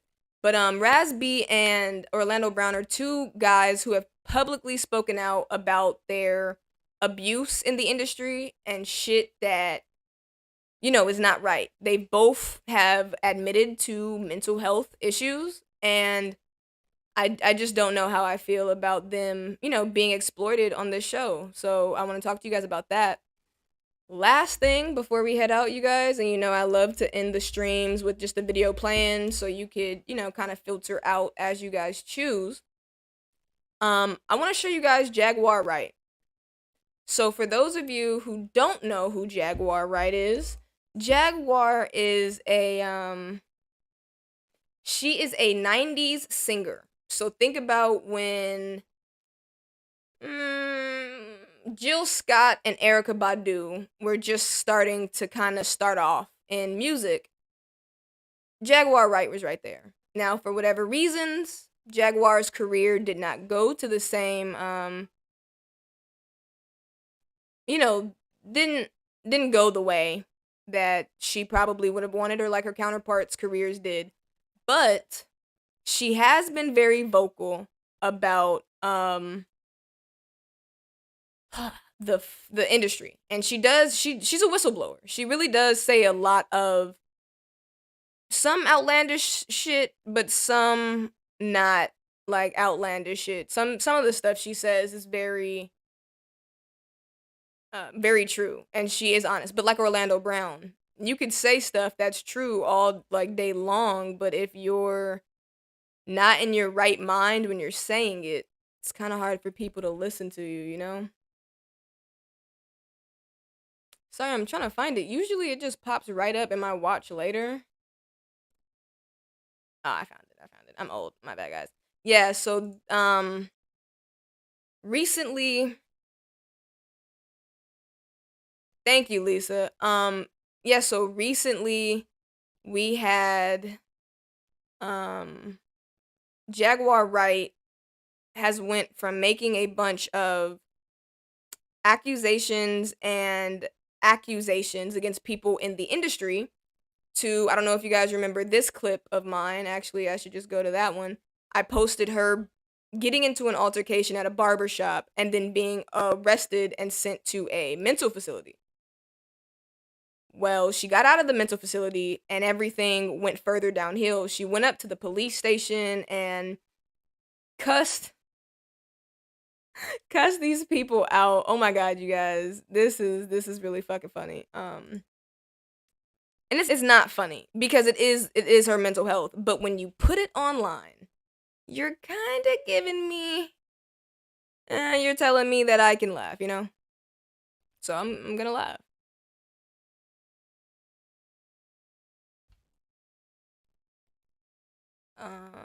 Video. Yeah, and guys, don't worry. Like I said, we're almost done here. I just want to show you guys real quick what you guys are going to be getting into for the next stream. Because if you're into Aaron Carter, you're about to blow your fucking casket.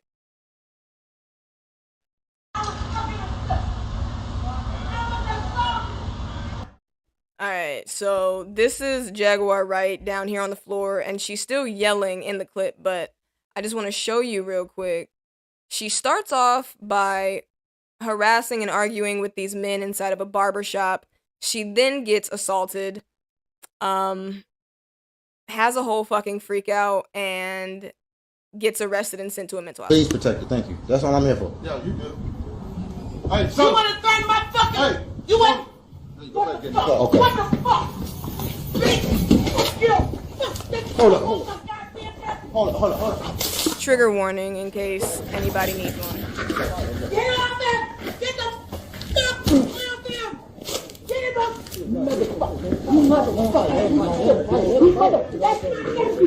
This is my brother, don't let us fight. This is my brother, why you want us to fight? I love him, he what?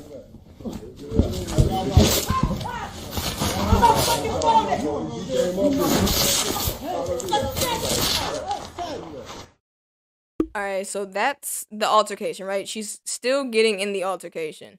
She picks up her phone and goes into her rant. Solar!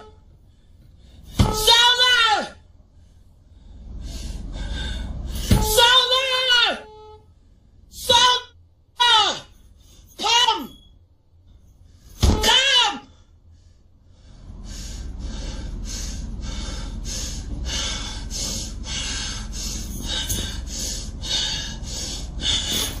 You're dead! All of you bitches is fucking dead! I'm blowing this fucking place up on my dead son!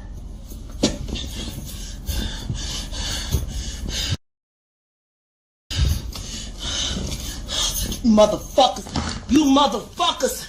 You fucking country bitches! I promise you! I promise all you! So she's getting out of her car to try to go get her godson, nephew. I'm not sure who Solar is, honestly. But she's over here. She's still throwing shit at the guys. She's still talking her shit. I got a crazier clip for you guys, I promise. This shit is not this shit gets more wild. I just want you guys to see the type of, you know, mental health. You love them. They've had your back. We're good. I can drive. No, don't drive. I'm driving. Can you drive into the spot and we just park and talk? Please. On my dead son. On my dead son. Please, I know you want to drive. On my dead son. On my son. On my son. We're God. They're all dead. No, they're all dead. They're all dead. They're all dead. They're all dead.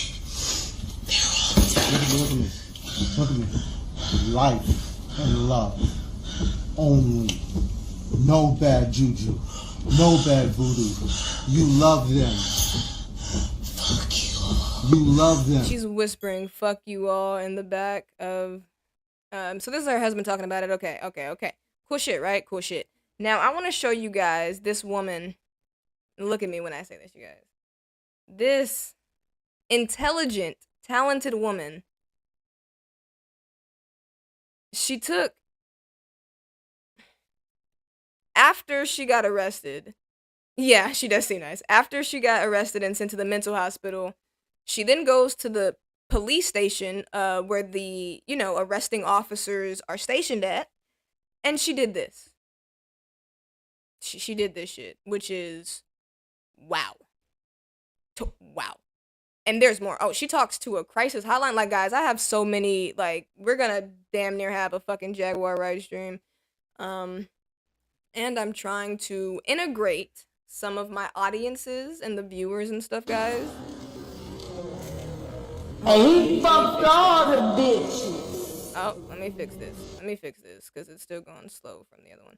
Tiff Talks, I have not forgotten about you. I still would like to talk to you whenever you get on live. Like I said, I won't be on too much longer. All them prostitutes, he got all them free blowjobs. All them years, my Uncle Bobby, God rest his soul, God bless the dude. I just got you guys in on a wild ass part, my bad. There was no context. Lawsuit. I can try to help you if you... Come running! Fuck you running for? I ain't breaking no laws. So this is her. She walks into the police station at first, and she's, you know, calm, and she's like, hey, I need to speak to somebody because I want to press charges because you guys assaulted me, took my property, X, Y, and Z. Once they're not really giving her the attention that she craves or is looking for. What you running for? What's going on? Where's Ramirez? I have no idea. He assaulted me. Her and Tokyo Tony are actually put me in a hospital on an APAC. They stream together. When I was assaulted at that barbershop over there, they call Legends, 517 right there. You remember it was on YouTube. Them arresting me, hog tying me, treating me like George Floyd, and the only reason they ain't do more was because my husband was filming. What can we do for you? What do you mean? I asked the bitch to give me the legal information. I'm suing y'all hoes. Motherfuckers, pieces of shit. Who the fuck hired Ramirez? He has the worst reputation on the street. And he assaulted me after I had been assaulted. Oh, by the way, I've already called the DEA since y'all don't like to do your job. Because Bobby over there at Legends is pushing coke and weed into the entire community. And Ramirez knows it. You told Ramirez this? Oh, I told Ramirez I'm gonna have a big black guy fuck the shit out of his wife. Soon as I find her, it's gonna happen. I'm gonna film it. That's the funniest thing ever. To tell a cop, I'm gonna have a big black guy fuck the shit out of your wife. I'm gonna start saying that to people on Twitter. I'm filming. Put that shit on World Star. Fucker. Oh no, I have to make a complaint because my husband just assaulted me the other day over at Allure. He threatened to kill me, so I need to file a police report. But I need to get the legal information first. I'm gonna have all y'all motherfucking jobs. Y'all fucking hired that piece of shit Ramirez who likes to beat on women. You know, usually cops that beat on women have very small penises. Listen. I would know. My uncle was the chief of police. He had a small dick. Why did her uncle just catch a whole stray? And why does she know how big her uncle's dick is? You know, Jack, I'ma just... And he fucked all the bitches. All them prostitutes, he got all them free blowjobs. All them years, my Uncle Bobby, God rest his soul, God bless the dead. I told that bitch to get me the number for the legal so I can have my lawyer serve the paperwork for my shit. Why am I waiting? I was in the hospital for 9 days. They put me in on an A-Pal. I have bruises. My fucking thumb and my pinky was done from where they fucking stood on my back with the fucking handcuffs. Where's the fucking number? And get me a cop so I can file a complaint. Y'all pussies move too slow. Fucking pieces of shit. I just want to know who paid the fucking judge to put me in the hospital when I thought, what are you doing? And that is the end. I'm gonna replay it for you guys just because I know it happened really quickly. As soon as she started to get too irate, they was like, all right, guys, we'll just get the bitch. Just get her and shut her up.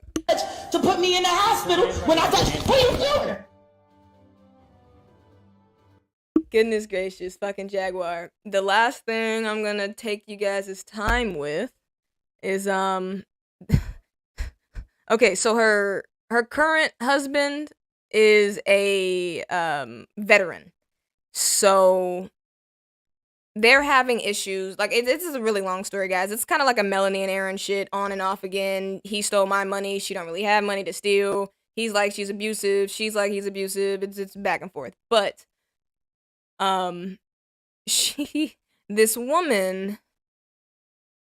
she calls the Veterans Crisis Hotline.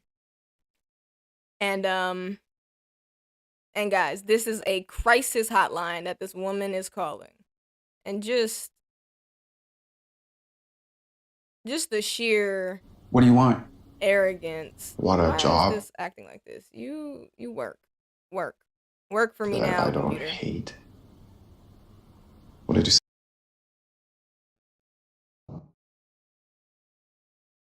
It's not gonna really be video.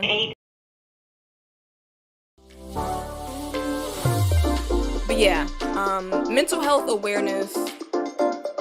Stop acting like we want to leave. I'm a needy nigga. You're hilarious, Oliver. Yes, thank you, Tiff. I'm trying to. Okay, here we go.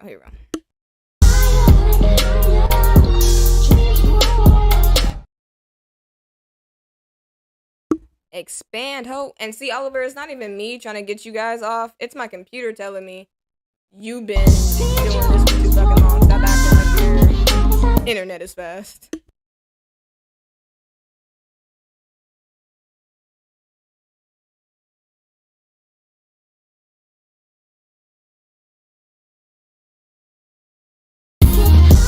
What's up, y'all? Jaguar right? She just.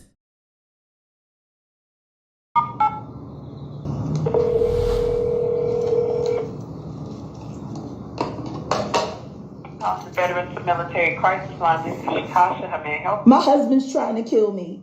He's stalking me. He's stealing my money. I can't get into any of my devices. He's now hacking and following me. He told me, well, actually, he didn't tell me. He told my goddaughter that if I came home, he was going to consider me a threat and shoot me. I had to sleep in my car last night.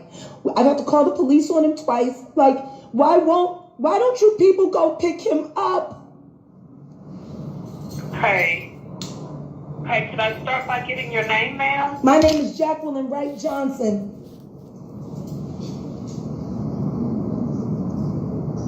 Okay, and a good callback number, Miss Jacqueline, just in case we're disconnected. Now, real quick, I just want to let you guys know, she doesn't want to say her number because she is recording. Obviously, we hear the recording. And you know, she doesn't want to give her number out on stream, so you start to see how irate she gets. And then just watch the way this fucking, like, and I love Jaguar. I do think she has issues, but just watch how she goes up. It's like, it's severely, mental health is needed. And she is currently in a facility. She's been transferred a couple times, but she is in a long-term facility as of right now. You don't have it on your switchboard? Ma'am, can I get a good callback number just I hear you, but I'm just asking because my phone number is very sensitive. And now, so you said you called your husband has been threatening to kill you. Yes, for the past 2 days. He assaulted me last night at my show. My show was canceled because he told my band he was having me arrested. I was a thief, and they didn't have a job anymore, so go the fuck home. It's giving you Aaron vibes, like mid 2019, early 2020. Then he assaulted me in front of my drummer. 6 men had to escort him out onto Cockrell Hill Road. Then he stalked outside, waited for everybody to go back inside when I was sitting in the car. Then he had the key to the access panel, got in the car, hit me, and spit in my face. And then the guys had to pull him off of me out of the car and escort him off the property again. Okay, oh, I'm so sorry to hear that this is happening. I have no money. I have no money because he's hijacked all of our business money that comes in from our Roku TV channel. He's spending it. I have $5, a quarter tank of gas, my son and my goddaughter, and we have no money because he's taken everything. Right now, we're trying to get control of my emails back because he hacks into my phone and my tablet and shuts it down and puts a password on it so I can't get into it. I couldn't even call 911 last night. Okay, so you weren't able to call the police. He took over my fucking phone. Yeah, she was on live day. I think she now? might have just He's been not recording. What the fuck do you think? Level up with the new video editor. Get more AI You know, power than ever. AI background removal. Okay, I'm sorry, ma'am. I'm just trying to make sure that you are safe. Yeah, I'm safe. I told you I slept in my fucking car. Okay, and so do you have any family or friends in your area? Bitch, go get him. Send somebody, go fucking get him. This nigga's threatening to kill me. And I'm gonna tell you this right now. If he runs up on me again, like he busted my fucking windshield on a car I just bought, barely at the beginning of the month, I'ma shoot him. Do you hear me? I will defend myself because he is a wild fucking animal right now. I will shoot him and I will put him fucking down. Fuck around with that fentanyl. I don't want to do that. He's a veteran. You know what y'all done to him. Go get him. Get him some fucking help. He's been bleeding out his ass for 3 weeks straight and refuses to go to the hospital. Yo, like, do y'all see how she just be throwing, like, she shoots at people that don't even, like, why did we need to know that he was bleeding out of his ass for 3 days? And why is he bleeding out of his ass? Okay. Now, I know that this is very hard for you to go through, ma'am, with what you're going through with your husband. He needs help. He needs help. Okay. Have you been in touch with any local resources, any shelters, any... What are you talking about, shelters? What would I need a shelter for? You said you were sleeping in your car. Yes, I slept in my car because I couldn't go home. Okay, do you have anywhere to go? Bitch, didn't I say I was safe? Okay, ma'am, I'm... No, because you starting to piss me the fuck off. I don't need no shelter. I'm not some poor veteran's wife who married him because I ain't had no job. I have a Roku TV channel. I am a YouTube content creator. I have money. Do you know where I'm at right now? I'm at the studio where I film all of those videos that go viral every other fucking day. Now I'm telling you, he's been online talking all kinds of shit. He's spiraling out. He's fucking stalking me and he's threatening to kill me. What you gonna do about it? Okay, would you like for me to she said, what you gonna do about it? So you can talk to them. Why are you calling the crisis He's hotline? not at home. Okay, still you can call. We can do a 3-way call, and you can. He's in the streets, plotting and waiting for my location on my phone to pop up in an area where he can, so he can kill me. Okay, and so if you feel threatened, and there's ways that the police can get to him or call him. Ain't y'all the veterans? Ain't y'all the veterans hotline? This is the crisis line. Exactly, this is a crisis. So tell me something. Why you asking me to call the police and I called you? Because he served his country. Y'all shot him full of anthrax. He's all kinds of fucked up from the IED blast, seeing people turn into pink mist. He has all kinds of night terrors. He beats me up in his sleep, don't even know it. That's what y'all done to him.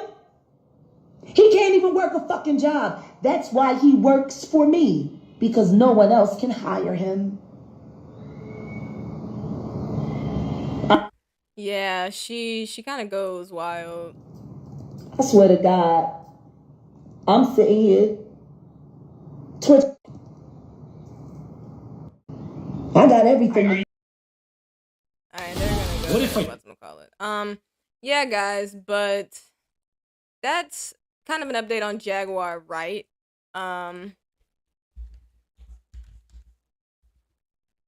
Let's go. And I will at some point play some of her more like her less psychotic streams, because like I said, guys, she does make a lot of sense and she does speak a lot of truth. Good night, Horrorcore. Thank you guys for stopping by and coming in. Make sure to like the stream on your way out.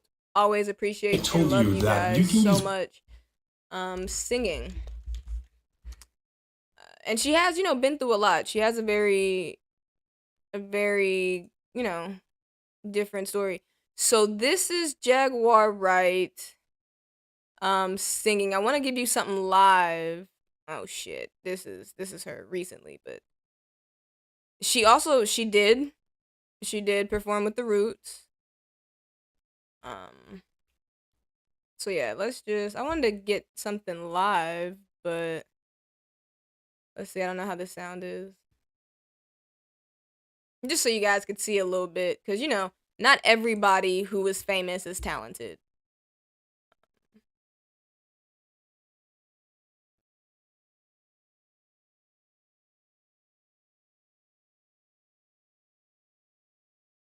Can you watch? You're funny. Of course, we love fights. I'm Earl Brown. I'm the host of Jazz Journeys and the executive director of the Jazz Journeys Educational Institute. We do a lot of work with the youth of today, helping them understand and appreciate what this great art form is all about.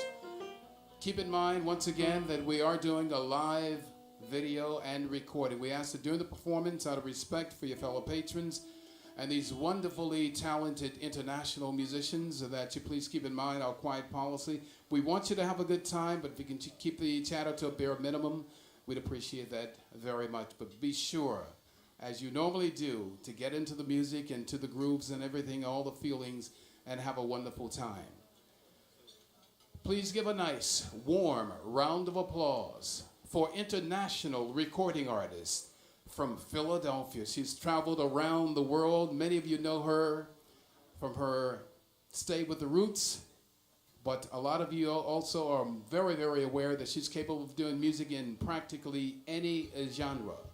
Please give a nice, warm round of applause for Jaguar Wright. Jaguar Wright. It took so long to do all that. Come on. Tonight, we're going to be taking a walk through music history. Some very special artists to myself, and I'm sure many of you. And we're just going to talk a little bit, we're going to sing a little bit, and reflect on where music came from. And hopefully in doing that, figuring out where it's going. We like to call these little lessons in music, good music for dummies. A self-explanatory version of something you already know. So, our first artist tonight we'll be starting off with is Miss Nina Simone. Sister Eunice, as I like to call her. She sounds just like, ooh. An amazing composer. Yeah. Incredible writer. Brilliant pianist. She left us a few years ago. 3 years to be exact now. And we're going to start with a song that was very fond, near and dear to her, called The Work Song.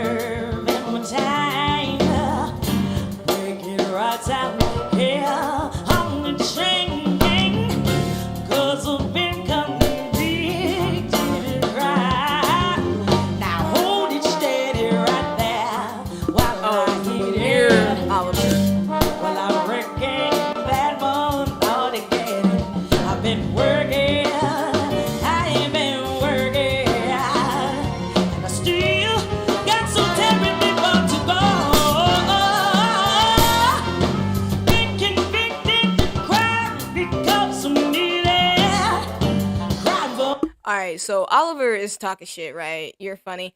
I do. If you're an Amy Winehouse fan, Amy Winehouse is in my top 3 singers, dead or alive. This is like a Amy Winehouse, like small jazz club scat type of sound. Like, yeah, this shit is fucking fire.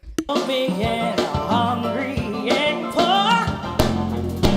Let that star man know I'm feeling greedy. When he caught me robbing his store. Now hold it steady right there while I hit it. Oh, I reckon that one I wanna get it. I've been working, and I stick in you got so terribly hard to go. I've been working, baby.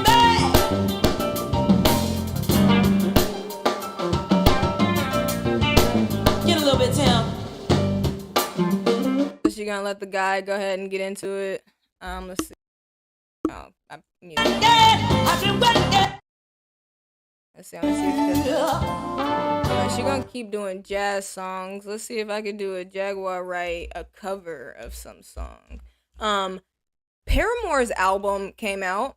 If anybody listened to it, I thought it was pretty good. I also really fucked with Miley's new album. And see, I wish Melanie could see this, because Jaguar Wright is an established musician. No, she wasn't a fucking child star, but she's an established musician. And you have 2 videos of her music from 14, 13 years ago, and then all of the current shit. It's not just Aaron, I promise. We're not just picking on you. Yeah, we're not just picking on you, or... This is something old. We could do this. This is with The Roots, Lauryn Hill. And how bad was it not when it's straight face them lies? All the swallow from the bitter taste. Well, that's a point in the past that can't be erased. So motivate, throw it list, underhand dealers, or lost trust. I wonder if we lost us. She's rapping in that one. That one doesn't count. Damn, yeah, no, that was fucking amazing. Hold on. Oh, I can't even play the song. You guys, am I the only person who didn't know that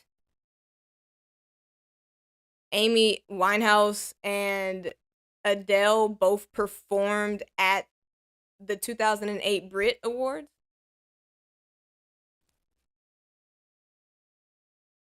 I didn't fucking know. Like, I don't really watch the Brit Awards, but I also don't remember Rolling in the Deep Adele performing with fucking Amy Winehouse. Amy Winehouse is...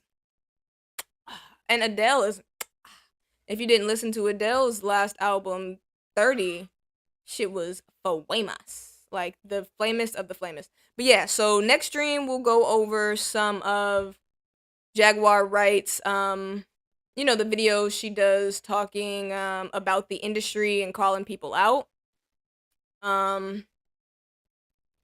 Yeah, guys, that is... Adele was fat. You know what, Oliver? Adele wasn't fat. She was thick-boned. Okay? She was thick-boned.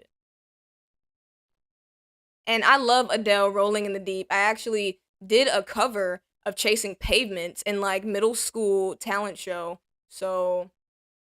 And look at SM. Look at SM. Talk about Chasing Pavements, just as I said it. Look, bam. Bam. Music connoisseur in here. Bye, Oliver. Yeah, no, Amy Winehouse hurts my heart. Honestly and truly. That was one of those that she could have been saved, but love... I mean, hell, she made a whole song called Rehab, and... I know, myself included, I laughed and sang along like this shit was good. Yeah,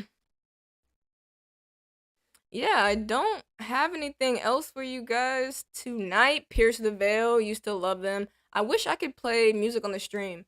Good night, Lisa. Thank you so much for the donation. Shout out to Danica for the donation and for Lisa Stewart. You guys are amazing. And like I said, all of the donations help the streams and the content be that much better.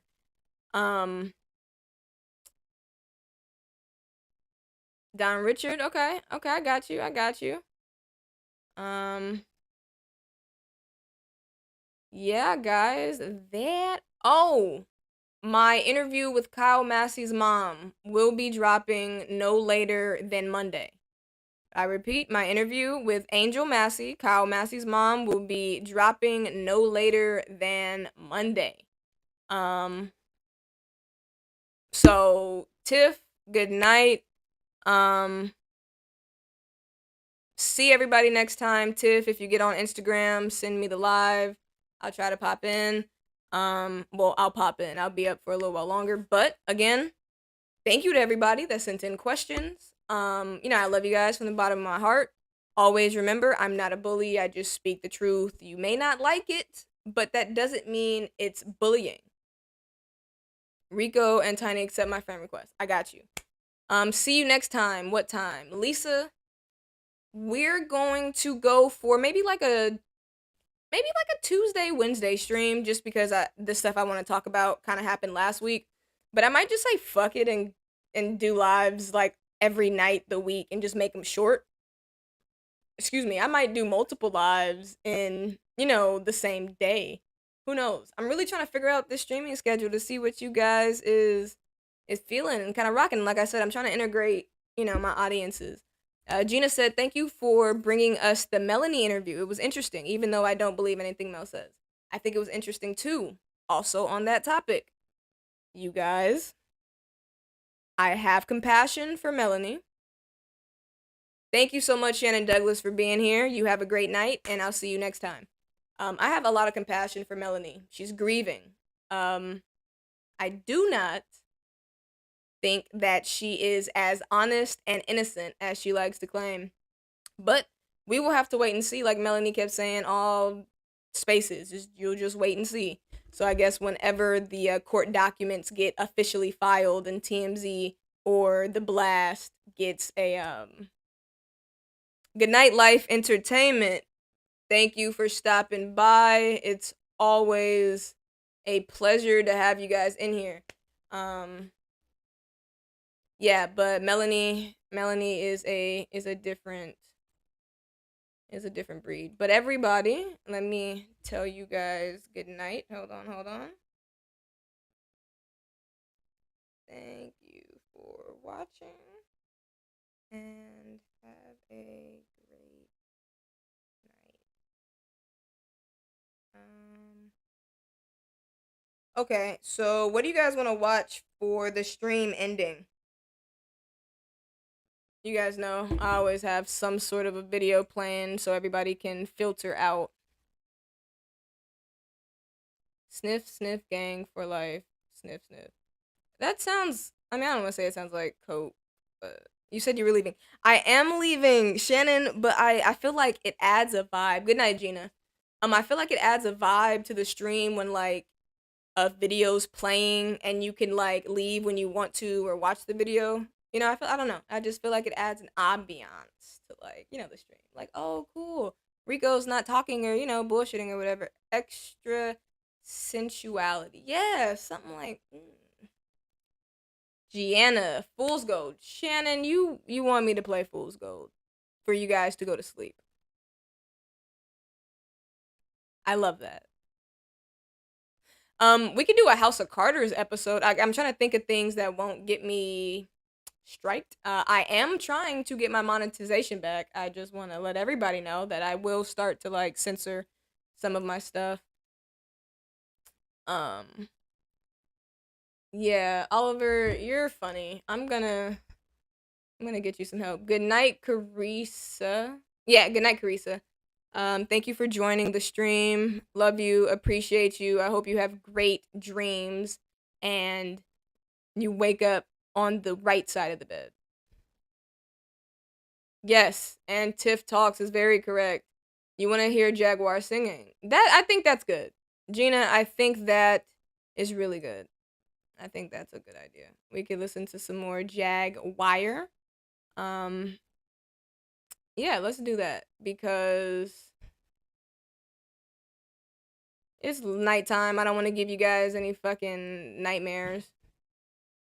Yeah, I don't want to give anybody nightmares. So you're gonna try to stick to Jaguar. Uh-oh, what video did I click on?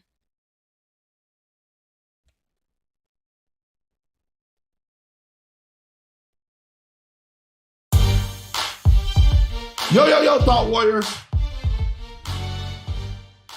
This band Lathan. I also have a No Jumper interview coming, soon. That'll not interview, but a No Jumper docu series. What do they call them? Like, what's a YouTube documentary? No. Nobody knows.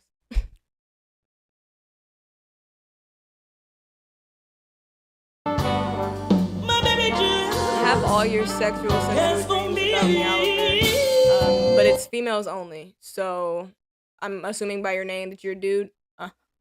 You can't dream about me in a sensual way. Females,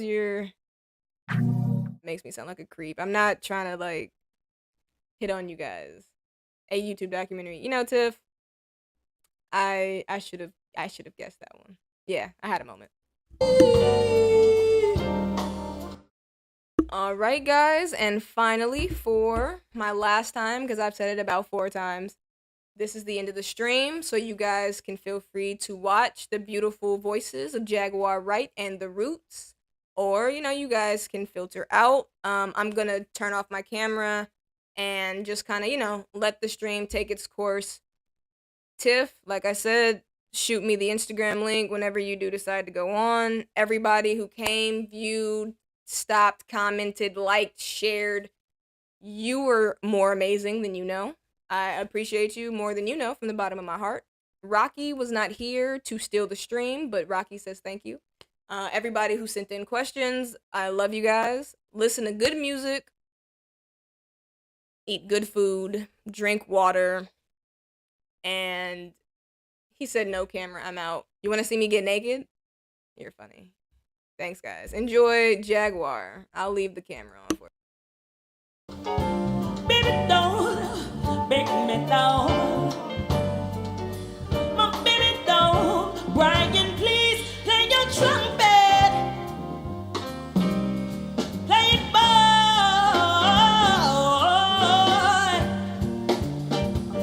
What you waiting on?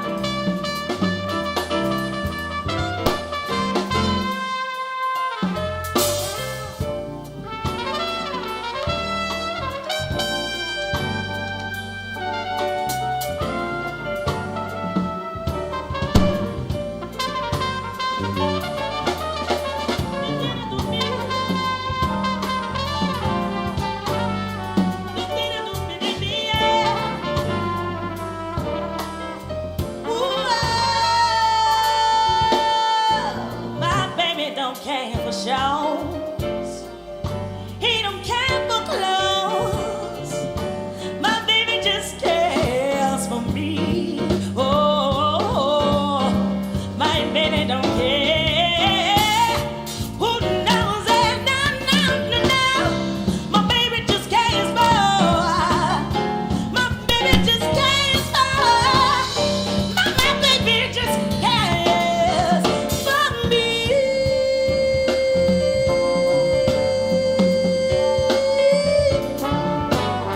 My baby, all I cares for is me.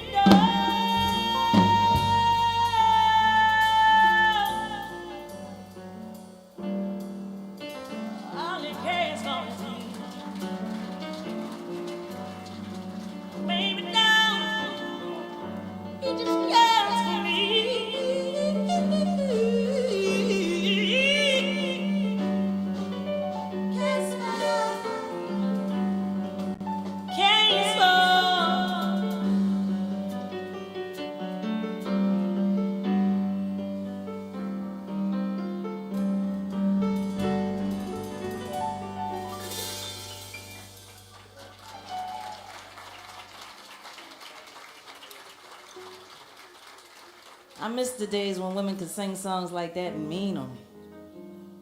He don't care about nothing but ESPN. Remote controls and fresh turkey dinner. That's what my baby cared for. Oh. This woman composed over 500 songs, about 60 albums in a lifetime, countless awards, countless live recordings, shows. I think my favorite story about one of Nina Simone's shows is when she got mad one day. She was just sitting there and she started playing at the piano and she just stopped singing and just started cussing everybody out. She was mad about something. I don't know what she was mad about, but I feel her pain. You know, because being an artist is a very heavy cross to bear sometimes, because we're servants. But the beautiful thing about servants are we get to create great works and share them, words and feelings and ideas. This next idea that Sister Eunice wrote is called Feeling Good. It's such an incredible song, so we're gonna get into it.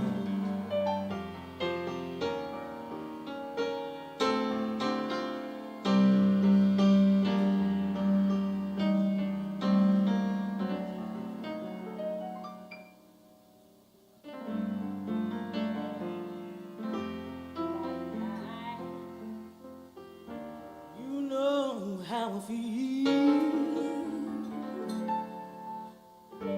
sun up in the sky. You know how I feel. Breeze drifting by. You know how I feel. It's a new dawn. It's a new day, it's a new life for me.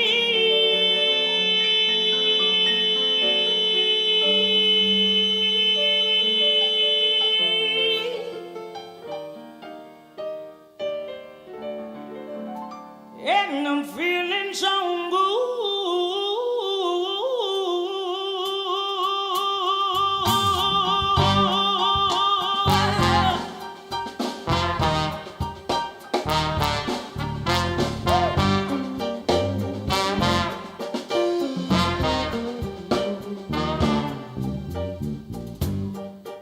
Fish in the sea, you know how I feel.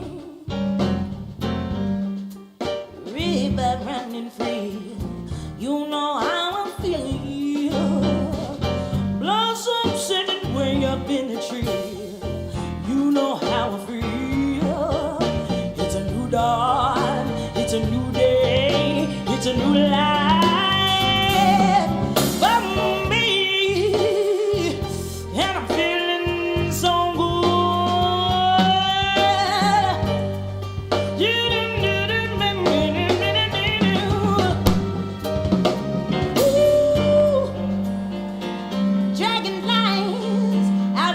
You know what I mean? You know how I feel.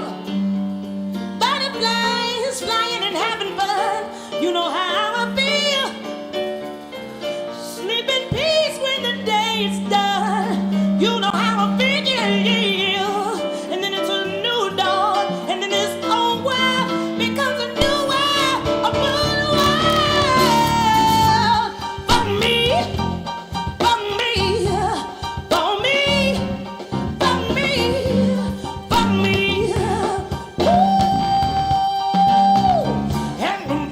So good.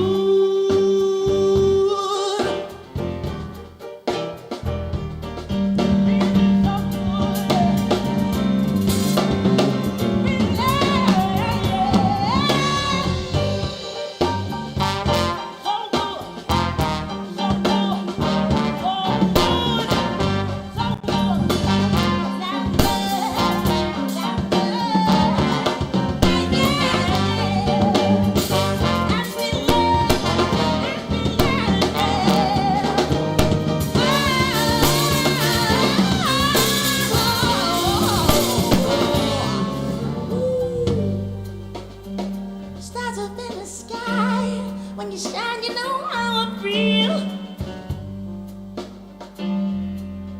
Sin of the pie, you know how I feel. Freedom is mine, you know how I feel. It's a new dawn, it's a new day, it's a new life for me.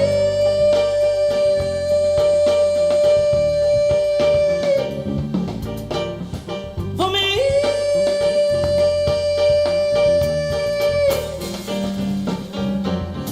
For me.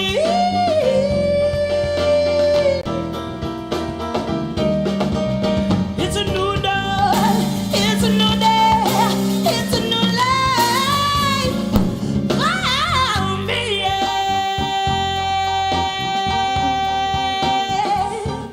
Feeling good, feeling good, feeling good. I'm feeling so good, feeling good, feeling good. Feeling good, feeling good. Sun up in the sky, you know how I feel.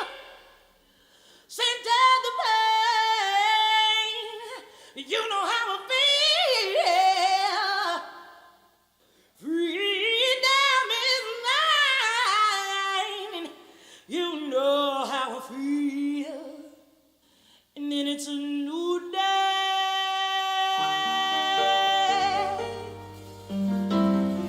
A new day.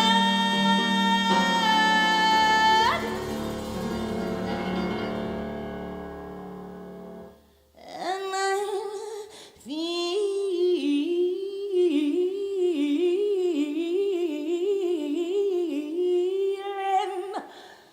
so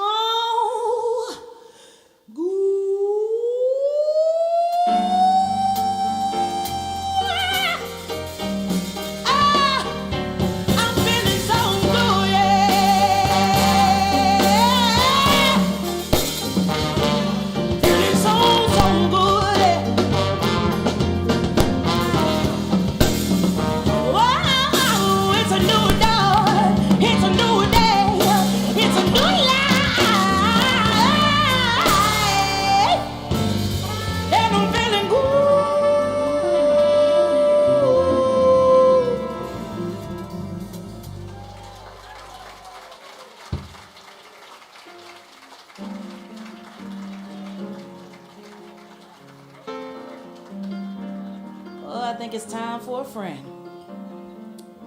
So how y'all doing so far? Y'all feeling okay? You doing okay? You sounding all right? Good. So before we move on to the next artist, if it's possible, can we please get a round of applause for Sister Eunice, better known as Miss Nina Simone? Thank you, sister girl.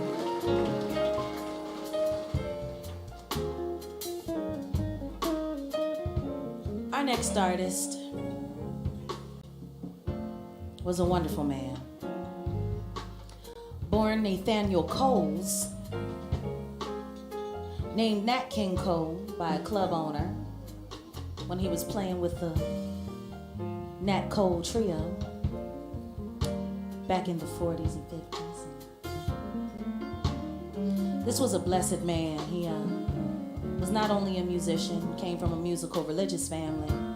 He was a storyteller, a father, a writer, a composer, a lover of music. Funny enough, he didn't even love his own voice. He thought his voice was, which I find absolutely insane because you don't know what love sounds like till you hear Nat King Cole sing it. We're gonna start with a song that he wrote based on one of his father's parables from one of his sermons. It's called Straighten Up and Fly Right.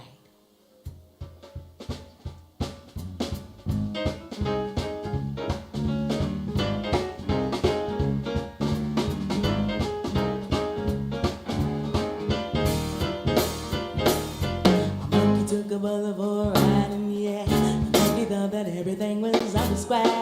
Hold up. Let's try it in another key. No, play it in that key. I'm gonna sing it high.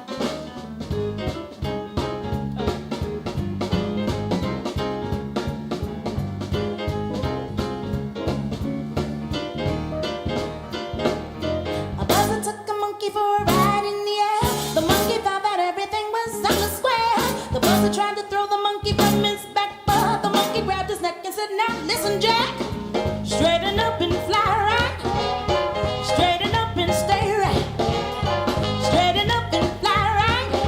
Cool down, Papa, don't you blow your top. What's the use in diving? What's the use in jiving? Straighten up and fly right.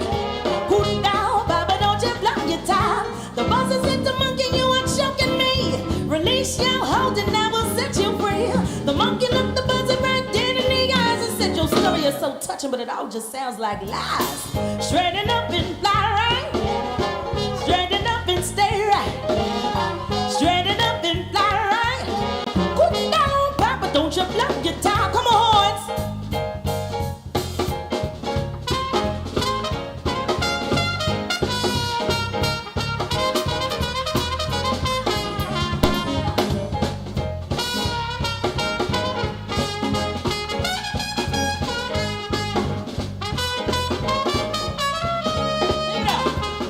The buzzer said the monkey, "You are choking me. Release your hold and I will set you free." The monkey looked the buzzer right dead in the eyes and said, "Your story is so touching, but it all just sounds like lies. Straighten up and fly right. Straighten up and stay right. Straighten up and fly right. Cool down, Papa, don't you blow, yeah. Cool down, Papa, don't you blow, yeah. Cool down, Papa, don't you blow, yeah.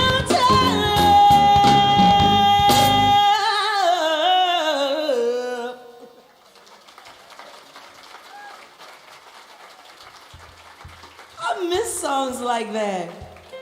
Where it's cool to sing about funny stuff. I used to love that song, Beans and Cornbread. That was my song. Beans and Cornbread had a fight. Had mercy.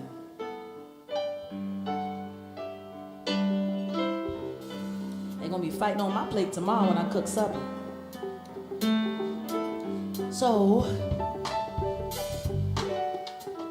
the next song that we have to sing, that nobody sang like Nat, the song he sang called Love. Love. Well, we like to do it our way, and we like to switch it up a little bit.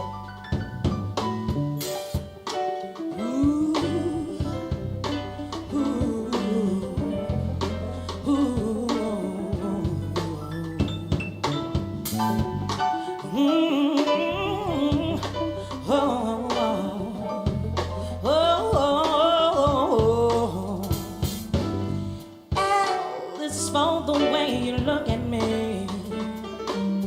Oh, it's for the only one that's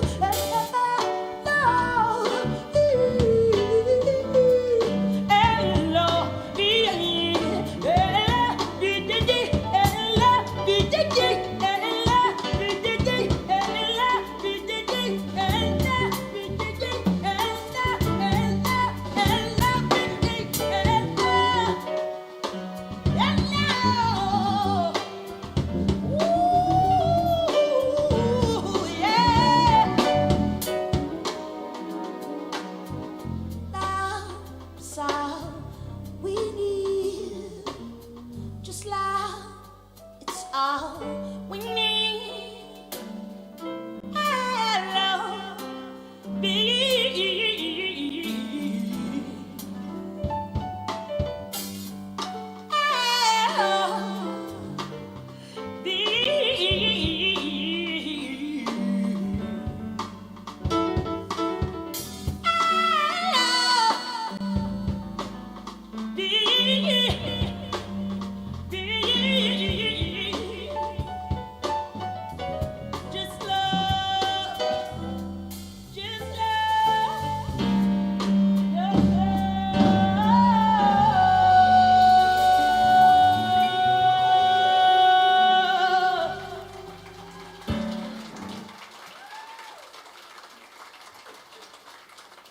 Thank you. The last song that we're gonna do by Mr. Nathaniel Cole's brother Nate is a song that he made extremely popular. His daughter made it popular again. And we're gonna mess around with it a little bit. We're gonna change it just a little bit. You know it is unforgettable, but we like to call it unforgivable. You know me. I can make a sad song out of anything.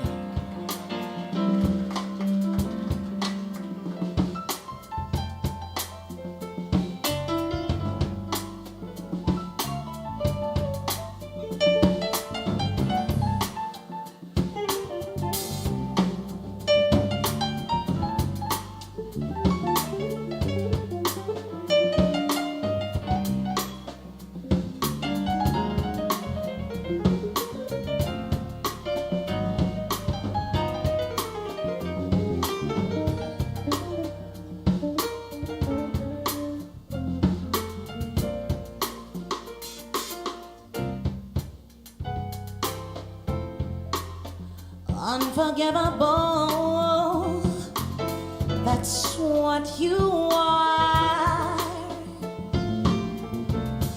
Unforgivable, you've been so far.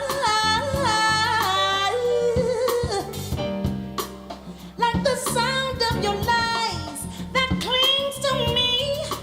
Oh, how the thought of you would hurt the stings to me like never before. Someone hurt me more. Unforgivable in every way.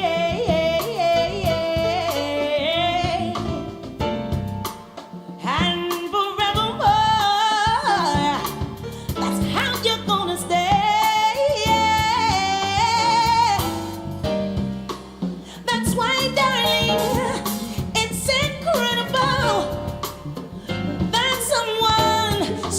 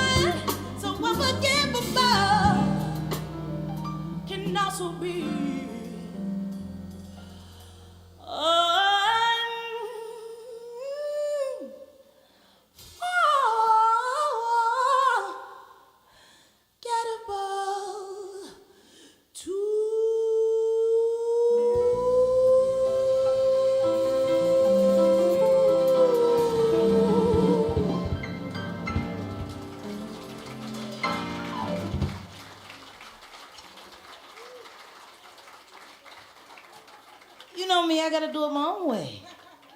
I gotta do it my way. He was unforgivable and unforgettable at the same time. Uh-huh. Ooh, the things it do to me. Think about you with that nasty heifer. But we gonna get past it. Because it's time to move on to the next artist. And our next artist will be Mr. Cole Porter. How many of you know who Cole Porter is? How many of you knew about Cole Porter before you saw D. Lovely? Okay, my point exactly. Cole Porter, brilliant songwriter, composer, pianist, and most of the artists that you hear me talk about and rave about and sing about, they started their careers singing his songs. Ella Fitzgerald's, early catalog is practically all Cole Porter. Billie Holiday, even Nina Simone, Sarah Vaughan. If it wasn't for him, they'd still all been working on the Chitlin circuit. He made the music that they were able to sing in with the big bands at the bandstands. And he had the most uncanny way of understanding love. Most people don't understand, his marriage with his wife, Linda, because he was gay, and it made absolutely no sense, or so to speak, but they had the most incredible true love affair, just loving each other solely and totally. She loved him for who he was, with no fault, all his faults and no questions, and vice versa. And it just makes even more true what I've always said. You ain't gotta touch somebody to touch somebody. And you ain't gotta be all over somebody to be inside them. He wrote some beautiful songs inspired by her, and we're gonna do some of those tonight.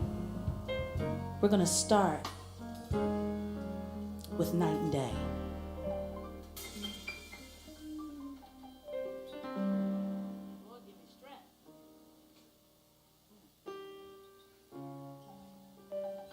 You have to start me off, right, Chris? We have this thing that we have to do now.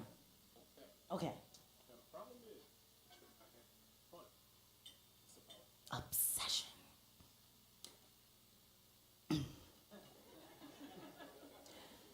Like the beat, beat, beat of the tom-tom when the jungle shadows fall. Like the tick-tick-tock of the stately clock as it stands against the wall. Like the drip, drip, drip of the raindrops when the summer showers through. So a voice within me keeps on repeating, you.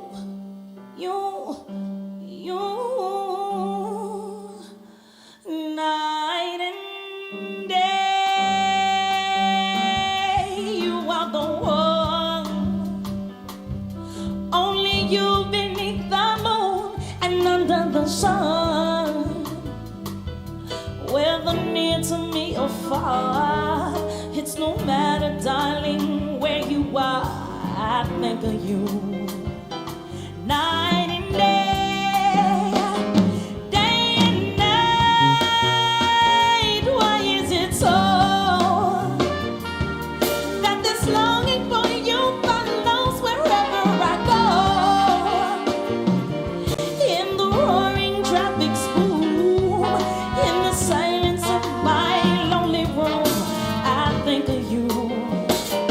Night and day.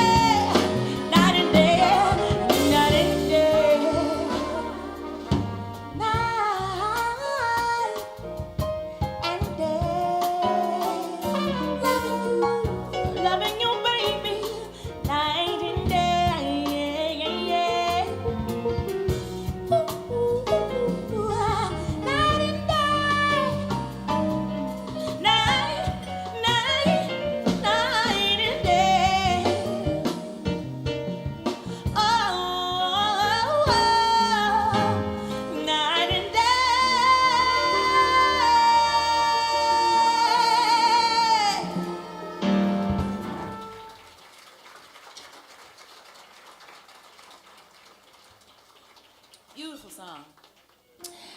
But Cole wasn't just known for his love song. He's a little dirty bird. Yeah. He had the most clever, fun way of making promiscuity and nastiness sound so educated and intellectual. One of my favorite horse songs that he ever wrote, because that's what it was a horse song. It's called Love for Sale. And we're gonna do that for you now.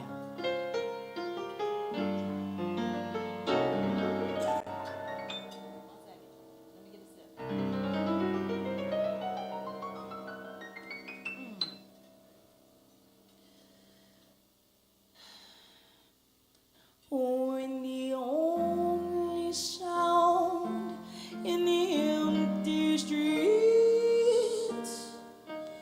are the heavy tread of the heavy feet that belong to some lonesome cop.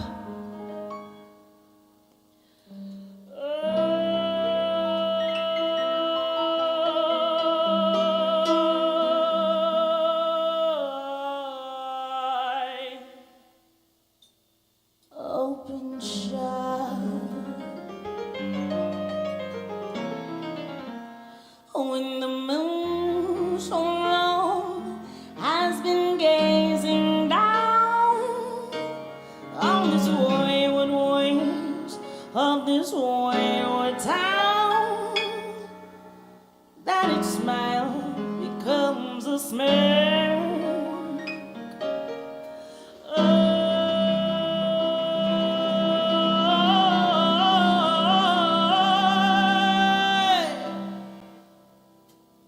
Go to work. So let's work it.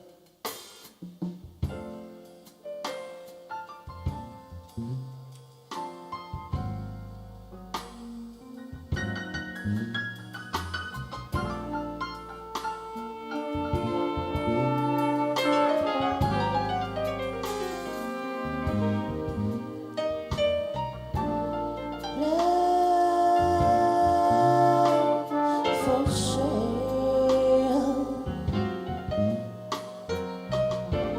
appetizing young love for sale, love that's fresh and still unspoiled, love that's only slightly soiled, love for sale.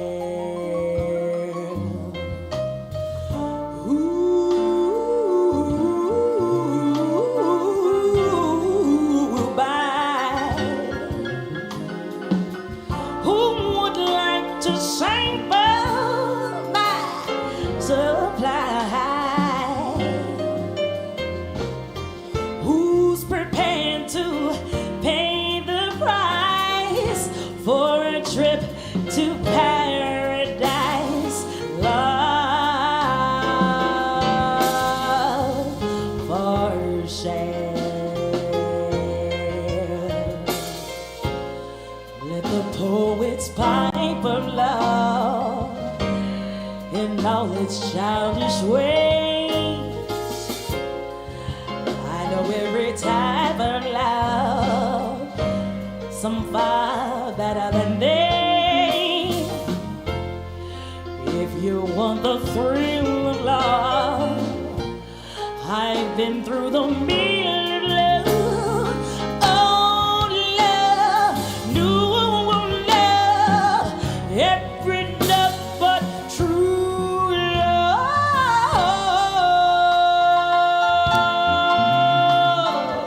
for sale. Appetizing sweet young love for sale. If you want to buy my wares, just follow me and climb the stairs. Love for sale.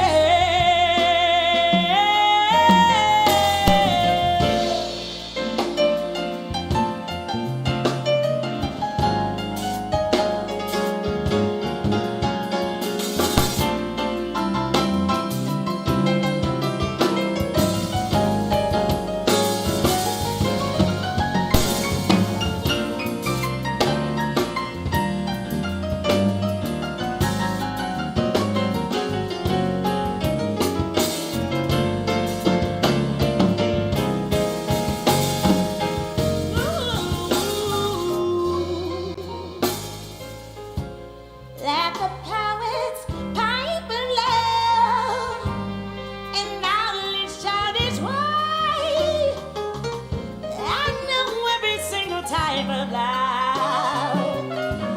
Survive better than they.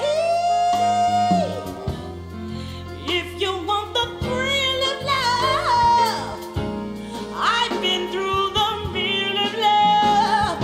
Oh, love, new love, every step but true love.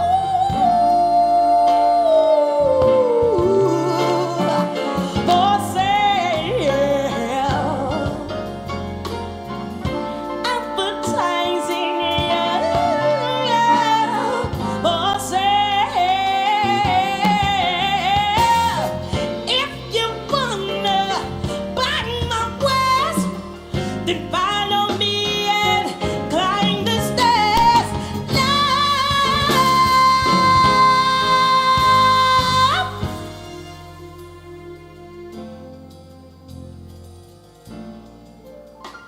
Love, for sale, I get young love for sale. Some of it's borrowed, some of it's blue, some of it's old, and some of it's new. Love, love,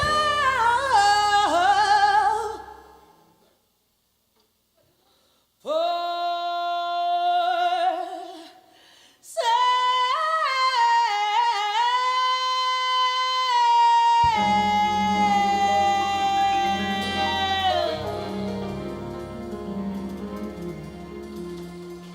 Had a hybrid made of two so-called incompatible roses just for her, called it the Linda Porter Rose. That's love. When somebody go and do the impossible just for you, just to let you know how much you mean to them. Gentlemen, you could learn a lesson from him. I don't care if he was gay. You can learn a whole lot from that man when it comes to doting on a woman. It's the little things. And that was something he understood. And you can hear it in songs like this one we're about to do, called Still of the Night.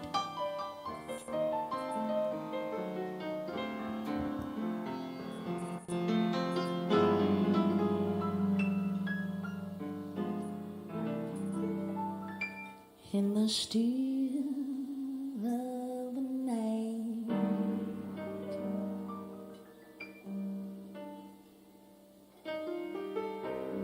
as I gaze from my window at the moon in its flight, my thoughts are straight to you.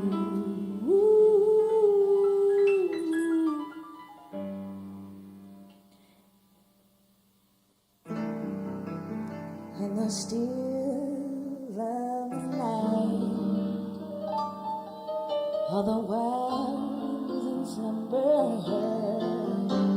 all the times without number, as I say to you,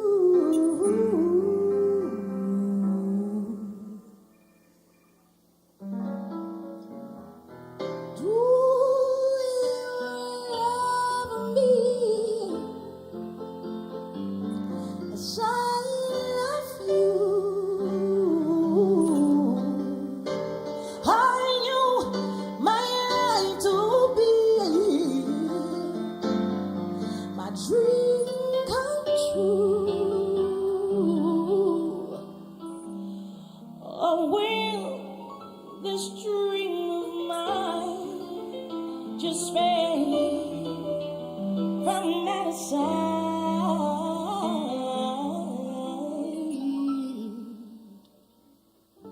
Like the moon growing down on the rim of a hill, in the still chill of the night,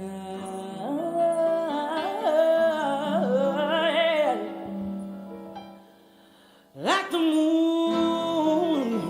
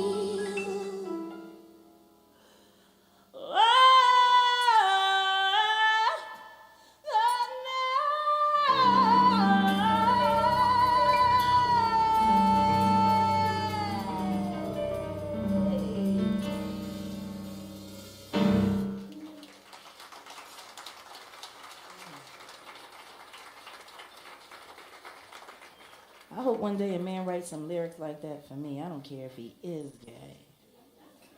He can write them for me. We can go shopping. He can teach me how to buy shoes that don't hurt my feet. I take it. Shoot, love is hard to come by these days. Everybody's so damn selfish. Give me this, give me that. I'm not giving you nothing. That's why their asses is alone, watching ESPN with fried chicken. But let me not preach. So, thank you, Cole Porter, for all your wonderful music and everything that you ever did to inspire us. You are fabulous, and if you were here today, I'd buy you a Cosmopolitan.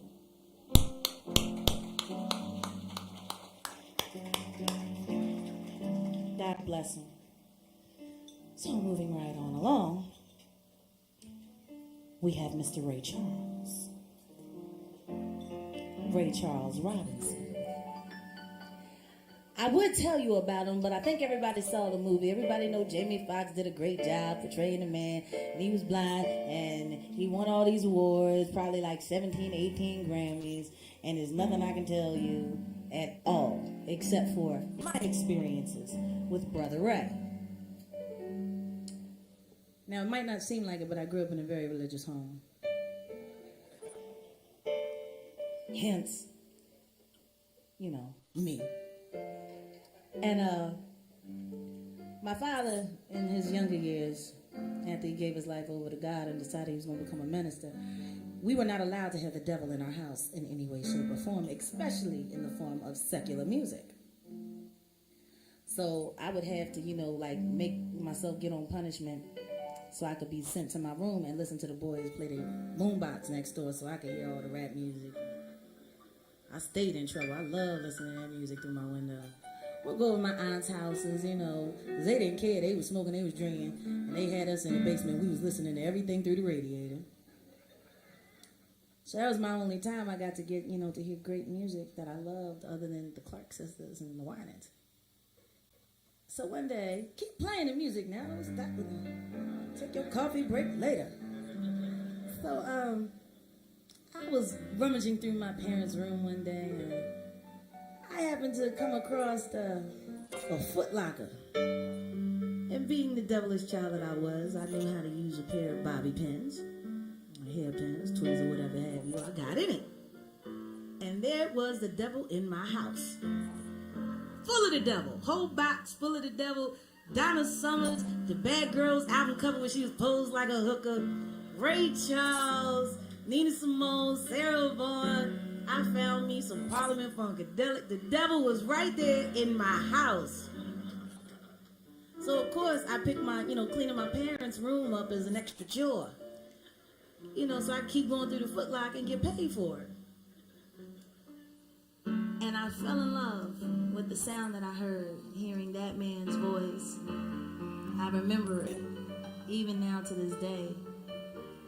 There are no words that will ever do him justice. To be blind, living in a cold world that's dark to you all the time, and to be able to just travel around the world and share your gift and your heart and your soul with everyone is absolutely phenomenal, and we applaud you, Brother Ray.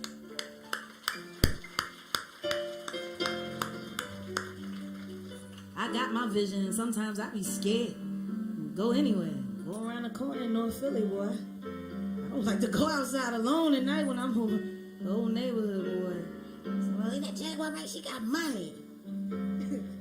Really? You want to pay my bills, fool? Oh. Hey, there I go again. We're going to start off singing a very popular song of his that we love very much, that I love very much, Georgia.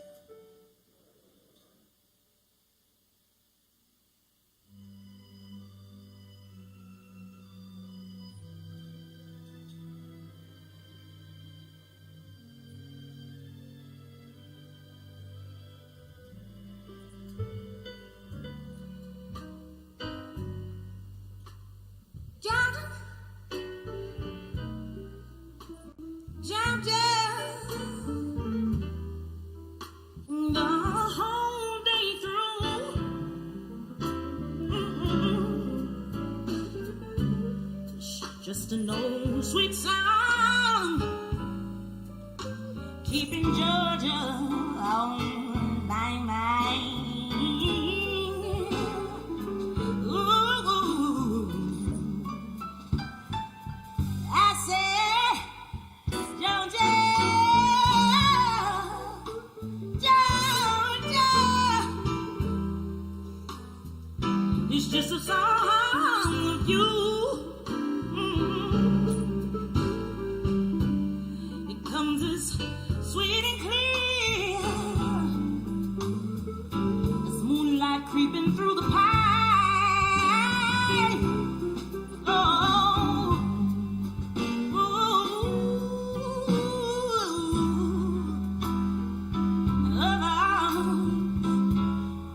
reaching out for me.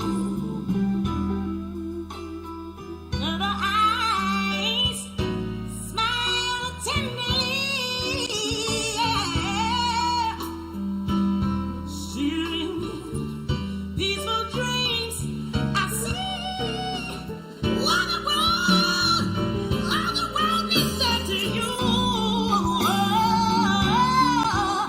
I say, Georgia, yeah. Georgia. No peace, I find. No, no, no, no, no, no.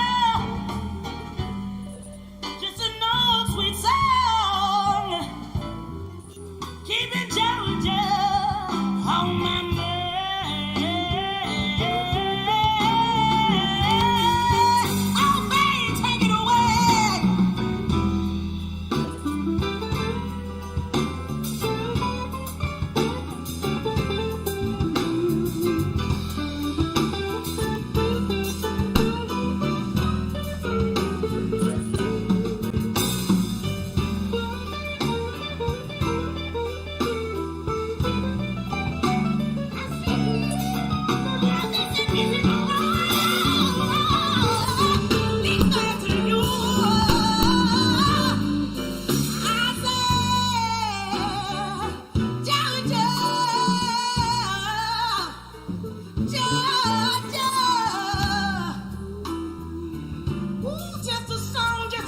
Just a sweet song of you. Sweet and clear, keeping Georgia. I'm a man, I'm a man, I'm a man, I'm a man, I'm a man. Just a one sweet song, keeps Georgia.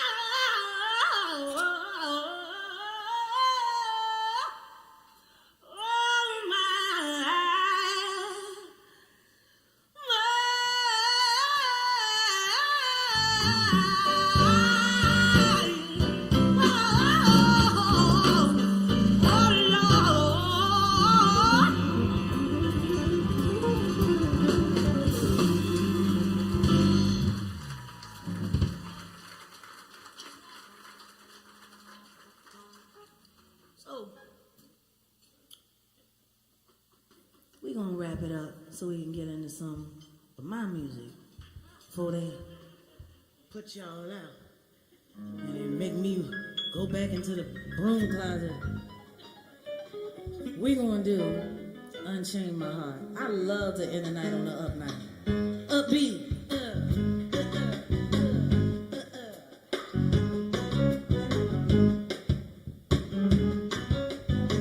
Come on now, play that. Need a change.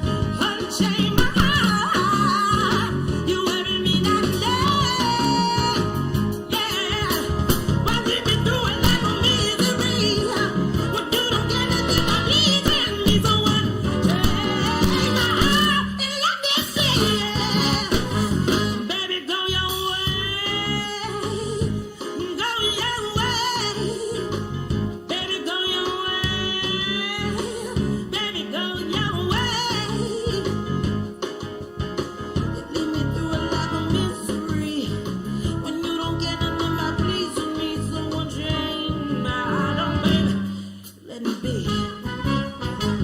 Won't you let me be? Won't you let me be? Won't you let me be? Won't you let me be? Let me be. Let me be. Let me be. Let me be. Let me be.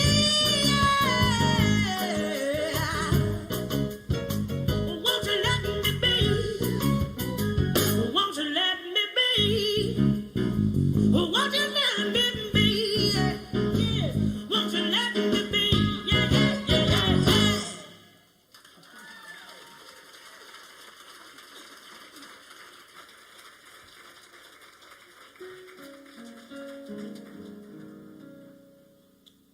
Now, after all that, thank you, Brother Ray. We love you. Thank you for tolerating this tonight. I hope you enjoyed the walk through the past and where all these rappers were able to keep careers. Because if it wasn't for that music, what would they do? They do nothing else but sample this anyway. I feel sorry for them because when they get old, they ain't gonna get no checks. They gonna have to get their checks to somebody's grandchildren. But such is life. I love the music. I hope you enjoyed our renditions tonight. I hope you enjoyed what we did. Something different, something new, an idea and a trend that I'm trying to start in our industry to keep the youngins informed and hip and to keep the grown folks happy and feeling familiar with great music that you grew up listening to. Trying to bridge the gap. So thank you for coming out tonight. Give yourselves a round of applause for even being here and sitting through it all. Thank you. So, we're gonna do one of my songs, and then we gotta go. The management said so. I'd probably stay up here all night. Y'all ready?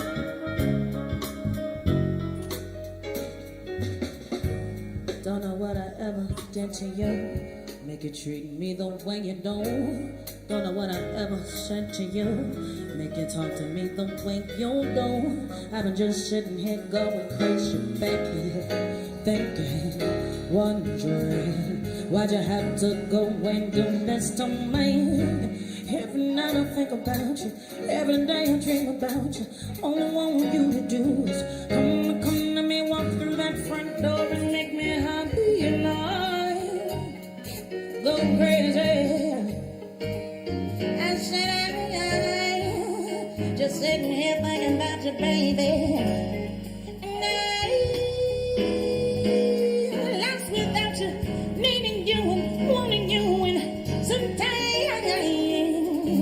Sometimes I did cry, wondering why you had to say goodbye. You left me, baby.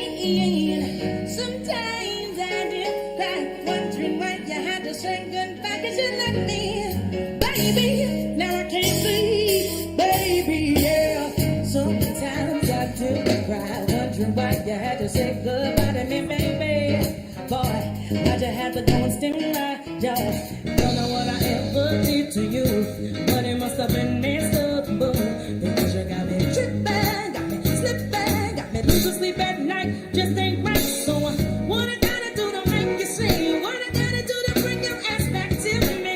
Just trying to bring it going from me to you to multiply things that you love me to.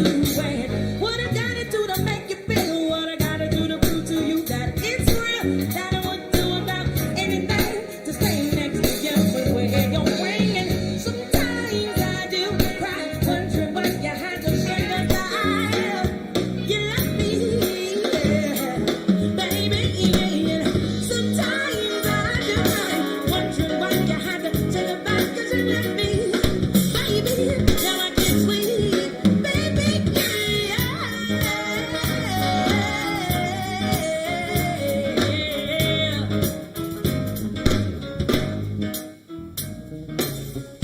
Brian on trumpet, Ernest on trombone.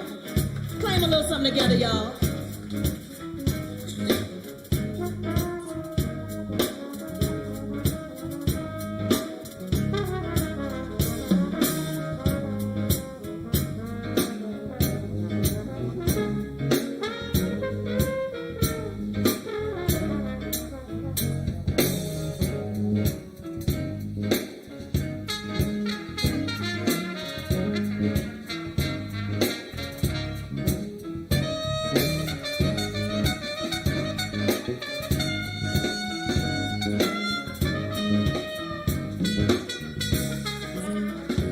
Brian and Ernest, our horn section for tonight. Tim on guitar.